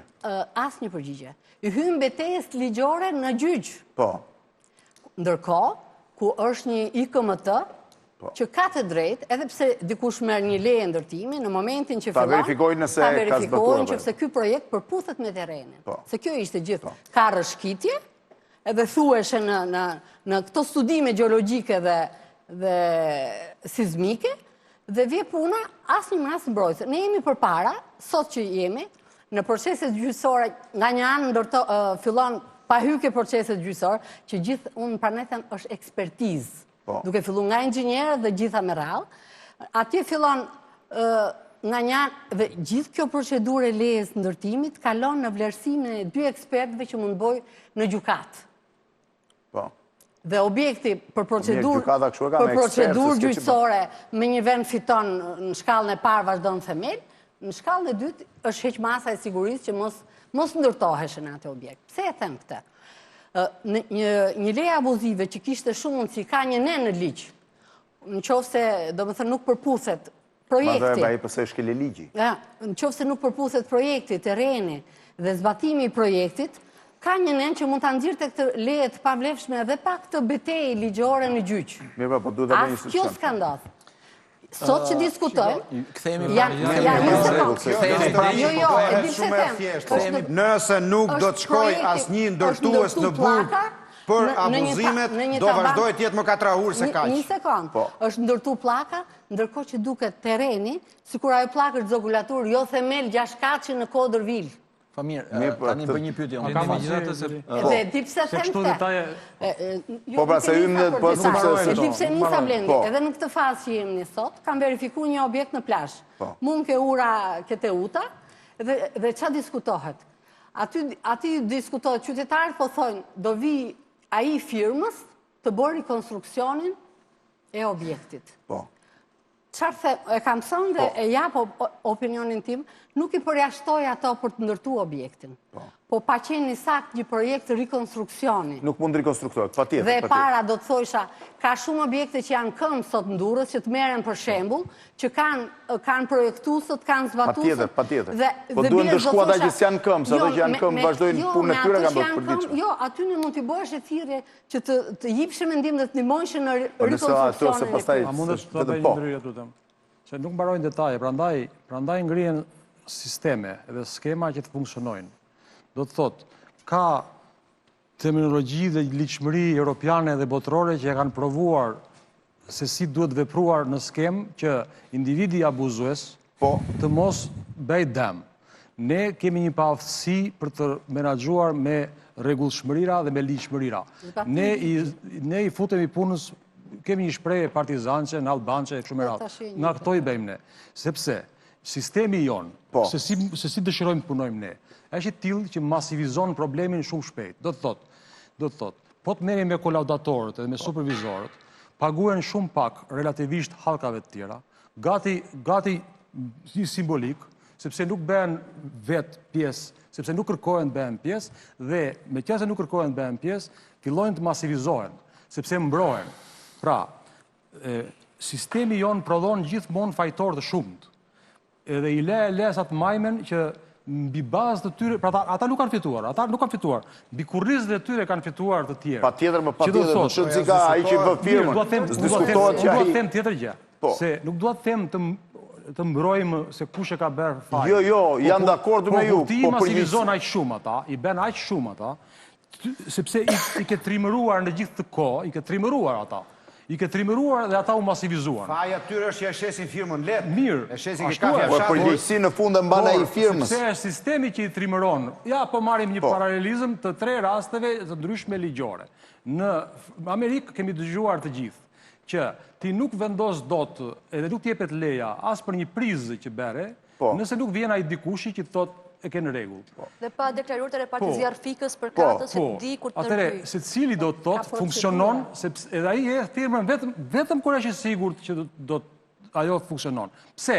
Sepse sikur ti ndodhi diçka me atë prizën, ai menjëherë është para përgjegjësisë ligjore. Po për Shqipëri si ka ndodhur gjë. Shembet më shumë se sa një prizë. Jo, se në 2008 janë futur ca njerëz, për shembull, kur ndodhi Gjirokastër. U mblodhen, po u bë, apo jo, nuk e di si përfundoi historia e tyre, por të ndaluan atëherë. Po mirë, me kazuse ka pas me kazuse. Raste për të bërë një shembull që ka një fakir që të rembet ca trima, ka. Po trimi ngelet trim sepse e di që e mbrojnë plot. Por shteti duhet të funksionojë që ai që ndërton pa leje. Nuk funksionon. A the që hyri ai kishte hyrë po subatonte brenda pallatit ndaluar. E di çfarë do ndodhi, e di çfarë paragjykoi do ndodhi, se do lodhemi kot në këto. Do të thotë, unë e di që do ndodhi kështu, që nga kjo diçka do vjen në burg, Ma nxirr pak sondazhin si është. Por shkaku kryesor pse do vjen në burg nuk ka për të dalë. Pse?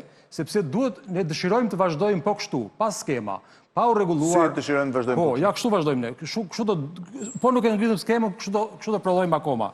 Edhe nuk kanë për të gjetur fajtorët e vërtet kolaudator apo supervizor. Do gjenden njëri për të bërë rast. Kështu ka për të ndodhur. Por në do 2, do 3, kush ka përgjegjësi të shkojë? Dhe pse do ndodhi kështu? Ja pse do ndodhi kështu? Sepse nëse ne po veprojmë pa i marrë siç tham provat në mënyrë profesionale, disa objekte na u vetë shembën, atje të na çosh ne ekspertëve më të mirë, ne nuk kemi për ta gjetur dot fajtorin, për këtë jeni të bindur. Të shkojmë tek ato që po i shembim vet, 90% nuk kemi për ta gjetur dot fajtorin. Pse? Të marrim shembullin e Italisë që para 10 vjetëve kur ne donim të rregullonim ligjet tona, vajtëm dhe ju thamë, tek ne ligjet janë të tilla, i thamë ne, që se cili mban përgjegjësi për detyrën e vet. Kurse tek ne, thot ai, përgjegjësinë e mban një grup i vogël. Ai mban përgjegjësi për gjithë të tjerët. Edhe mezi e kuptonim ne atëre. Nëse mos po. Kur e kuptuam, ai sepse na tha një rast që para viteve 60 kështu e kishim ne ai. Na ndodhin deme, na ndodhin thërmete edhe kërkonim fajtorin se gjerim dot. Ndërkohë, thua, kasi ajo është për të parë. Po, shumë rrëmuj. Po, Biçoku, para se ta mbyll. Pa hyrë në për debate shumë dhaja, sigurisht nxjerrja e përgjegjësive është individuale dhe është rast mbas rasti. Është e kot fillosh të përgjithsosh sepse edhe në ndërtimet që ka pas viktima janë ndërtime të karakteristikave të ndryshme, qoftë nga pikpamja e vitit të ndërtimit, qoftë nga pikpamja, është e vështirë. Ajo që ka rëndësi është ne sot çfarë do bëjmë që hapat të hidhen gradualisht në mënyrë ligjore. Për mendimin tim, hapi i parë është njëherë të ketë një transparencë dhe një qartësi në raport me qytetarët. Do kaloj faza e parë e konstatimeve, duhet bërë vlerësimi me themel. Nuk është akoma e deklaruar si procedurë. Edhe çështja e metodologjisë të UNDP-s, kjo post-disaster need assessment, normalisht është një procedurë e komplikuar, ndërsektoriale dhe nuk lidhet direkt vetëm me sektorin e ndërtimit. Për sa i përket hetimeve, unë dyshoj që do ketë do dënohet njëri. Nga pikpamja, me aq sa e njoh dhe sektorin, janë hetimet vështira. Janë hetimet vështira, po marr vetëm një faktor. Është projekti apo nuk është i saktë, po themi. Në praktikën e deri më sotme të procedurës mënyrës të lejeve, është e njohur dhe me VKM apo me legjislacion, le të themi, ka një terminologji që quhet projekti për leje. Tani para se të shkojmë te kjo pjesë shumë teknike, do bëjmë një pyetje Biçoku fare thjesht. Një pronar hoteli që ka pas leje për 2 kate dhe ka bërë 6 kate dhe ka varrosur njerëz brenda, ka nevojë të bësh një analizë të projektit apo shkon edhe ndalon njëra të personit? Si në Google është fotografia e para 3 vjetëve që është 3 kaç. Dhe para prishjes, është fotografia para prishjes, që është bërë, që është 6 kaç. Po pra. Çfarë do shkosh ti bësh analizë? Një njeri që merr leje për 3 dhe e bën 6, s'ka nevojë as për analizë, as për konstru. Ai pastaj le të tregoj kush është firma ndërtimit edhe me ç'projekt. Nëse do të arrish në dënim personash përgjegjës, normalisht ajo që nga mënyra se si mblidhen provat, edhe provat nuk mblidhen kuturu. Ka ekspert teknik të cilët duhet njëhe nga gjykata, të bëjmë betimin para gjykatës, e tjerë, më shumë në për detajet e hetimit, por sigurisht që çdo dhimbja është e madhe dhe normalisht pa pasur përgjegjës me emër e me mbi emër, normalisht nuk është. Sepse kemi dhe një tipologji. Unë i kam parë vetë zonat. Ka pallate rreth rrotull që qëndrojnë pas një dëmtim dhe në mes tyre ka të shëmbur komplet ose të dëmtuar shumë rënd. Që tregon që nuk është më problemi as i tokës, as i... Kjo ka përshku si krimet e komunizmit. Duhet hetuar, se nuk është mund të jetë përgjegjësia e projektit, patjetër. mund të jetë përgjegjësia e inxhinierit, mund të jetë ndërtuesit, mund të jetë projektuesit, mund të jetë materialeve, patjetër. Pra, për këtë arsye ka nevojë për të hyrë në themel hetimit dhe për këtë arsye ishte e rëndësishme, unë kam thënë që para një jave çështjen e mbledhjes provave. Nuk është vetëm kampionaturë materialesh mbledhja e provave. Është depozicion. Ka të bëjë me mënyrën se si është lidhur ekuri, sasia e ekurit, po nuk ekzistuan dhe po janë fshehur. Është që të shkojë si krimet e komunizmit.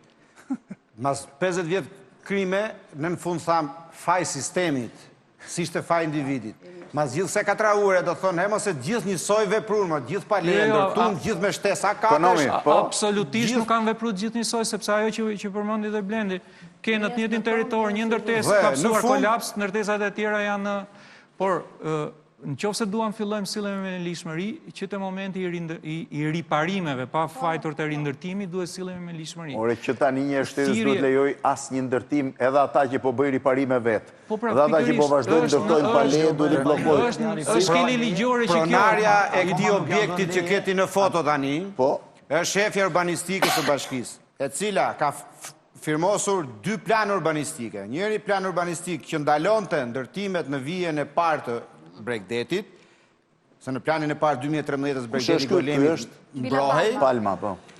Ka firmosur edhe projektin urbanistik të 2013-ës, ku vija e Bregdetit hape porta për të mbushur me pallate dhe u mbush, edhe u legalizuan, edhe asaj zonjë që shem pallati, dhe ne sot themi kush janë përgjegjësit. Më nxirr pak si doli sondazhi ekonomik, që diçka për të thënë? Jo, do përsëritet sërish shqetësimi dhe dyshimin tim që emrat përgjegjës e gjendë në dosjet e urbanistike, të cilat po janë fshirë. Prokuroria i ka hapur hetimet e regjistruar në treja prokurorit 4 ditë mbas tërmetit. Durrës, Krujë dhe Tiranë. Edhe në Lezhë dhe në Laç.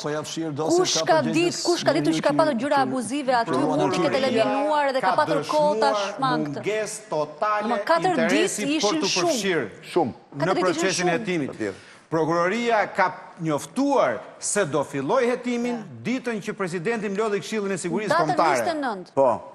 Vetëm atë ditë njoftoi. Edhe një herë pyetësja duhet ishin ndaluar me një herë ndërtuesit pronar të pallateve të rrëzuara nga tërmeti. Kemi pasur parasysh kushtet e flagrancës, pra nëse të ka rënë pallati komplet, ti merresh një herë ndalohesh derisa të verifikohet se kujt është përgjegjësia. Mund dali pa përgjegjësi fare, mund të ketë qenë projektuesi, mund të ketë qenë ndërtuesi, mund të ketë qenë nuk e di lloj materialit, por në fillim kapet personin flagrant që është përgjegjës për... Mos prishi provat, ky është qëllimi. Si? Qëllimi është mos prishi provat. Mos prishin provat. Dhe janë përgjigjur rreth 5.900 veta, 91% thonë po, 9% thonë jo. Megjithatë deri tani thash me 51 viktima, rreth 900 plagosur, me dëme materialesh, ka një kalkulim prapë shkreli sa shkojnë dëmet materiale? Pra, akoma nuk është arritur kjo, jemi në fazën e ekspertimit, thash është bërë mbi gjysma e objekteve, kështu që... Nuk dihet në i shifër? Do të kaloj miliard që tua? Nuk e dit. Nuk e dit. Atëherë, edhe me dëmë materiale që ende për momentin... Tjetë pak në publikisht nga gjithë donatorët s'ka asin kompani ndërtimi i gjithani. Nga donatorët? Po. Se po, s'është vërtet. Ka kompani ndërtimi. Donatorët publik, po që i kanë deklaruar donatorët të mëdhenj. Që kjo pyetje dhe ky shqetësimi madh të marrë përgjigje shpejt, për ndryshe. Unë mendoj që kjo pyetje s'ka për të marrë përgjigje as pas një viti. Nëse do vazhdohet kështu. 51 të dënuar, të viktima, asnjë dënuar. Praktikisht, kjo është situata paradoksale e krijuar, po shihni edhe votimin mbas meja rreth 6.000 veta vetëm në Facebook, se çfarë problematike ka. Në këtë vend duket sigur kur nuk ka përgjegjës. Nuk ka asnjëherë njerëz që mbajnë përgjegjësi për atë që kanë bërë, njerëz që përgjigjen për atë që kanë bërë përpara ligjit, edhe pse duket qartë që ligji është shkelur në të gjitha rastet. Pa përmendur një rast tjetër që duhet ta kishim përmendur, bëhet fjalë për ndërtimet e para viteve 90 që projektet e cilave mund të kenë qenë standarde, po me këto raste shkreli kush verifikon çfarë bëhet? Ka edhe raste që evidentoi unë e kam edhe mesazhin që më bëri një konstruktor italian që kishte ardhur i Gjenio Civile italiane që tha një nga bombat që mbani ju mbi pallate janë depozitat e ujit. Po, ajo është gjë mbetet. Sismik tha. Pse? Në asnjë shkallë që kishin prish ato. Inercia e tyre në rast të tërmeteve është një gjë që nuk është e kalkuluar, është shumë e rëndë. Këtu ka pak, këtu janë 4, por kishte një ku ishin 60 e ca depozita. Po pse në rast tërmetit depozita ndikon negativisht? Ndikon shumë, përveç peshës që ka edhe një inerci, domethënë, e cila e rrit shumë. Pra, du të them që këtu shpesh herë palishmërit kanë qenë në disa rrafshe për të arritur deri tek aksidenti, nuk kam mjaftuar një rrafsh. Jo. Mora dhe një rast tjetër përveç rasteve që kemi përmendur, se rastet që kemi përmendur janë raste shumë flagrante për hir të vërtetës. Dhe nëse ka një moment ku prokuroria i ka duart e lira për të operuar, janë rastet e fatkesive në shkallë të madhe, ku dhe numri viktimave është i madh, ku nëse ti ke një rast ku e zem nuk mblidh kanë provat, është rasti tjetër ku janë provat. Pra, në një farë mënyrë është shumë vështirë të shihesh në fatkesira të tilla. Sumana është një rast i pasur për të hetuar dhe që nuk është hetuar deri tani. Me 2 ose 3 minuta maksimumi, të lutem, do të mendoj sipas me që kam për të kontribuar, për të ndihmuar që nga nesër e tutje ta fillojmë mbar. Nëse do ta shfaq me 3 minuta se si fillohet edhe se si janë procedurat botërore. Ma lër tani dhe një nga fillimi. Janë vetëm 3 minuta. Po, ma thuaj, më thuaj aty ku je. I dua 3 slajde. 3 slajde, në 1 minutë do kaloj.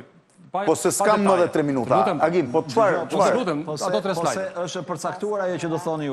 Ajo është e përcaktuar nga programi UNPDIS. Ekspertizë. Nxirri slajdet dhe herë. Po. Slajdi ja. Ka qejf të thotë se nëse isha përgatitur, vazhdoje, të lutem. Ja, do ta kaloj shpejt. Vetëm të thash 2 minuta ose 3.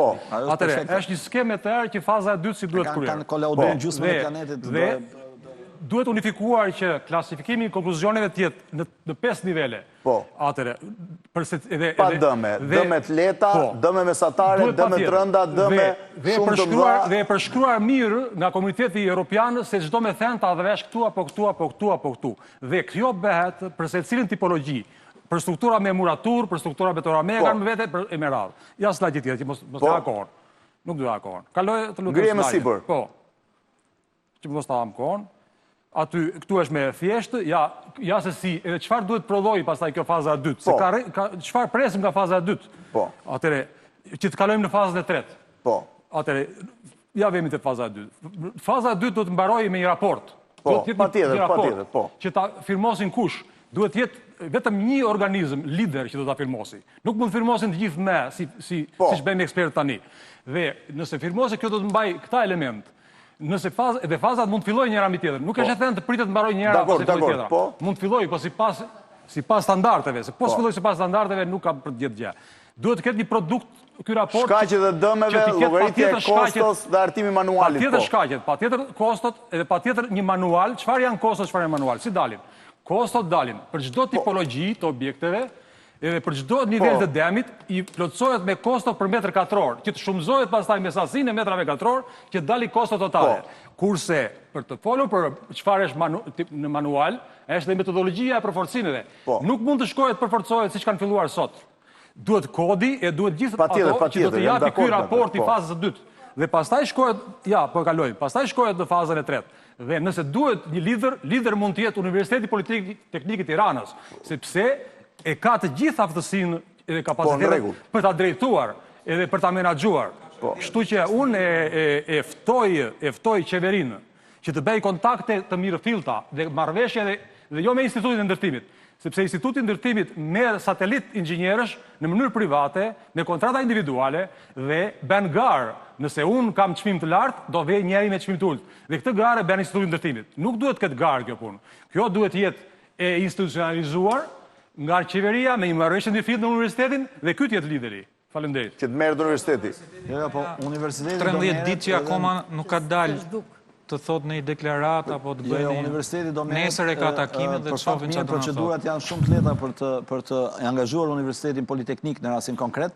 Në kuadrin e paktit për universitetet do merret stafi inxhinierik, do merret me pagesë në kuadrin individualisht, të merret me marrëveshje. Marrëveshja bëhet me rektorin e Universitetit Politeknik, nuk bëhet individualisht. Edhe juve me marrëveshje me rektorin. Ne kalojmë, po, thua vetëm të shkurt, se jam sekonda. Për çështjen e llogaritjes Kosovë, është tjetër gjë çështja e llogaritjes Kosovë për ndërtimin, për ndërtesat në mënyrë individuale dhe është tjetër çështja e llogaritjes Kostos për shtetin shqiptar.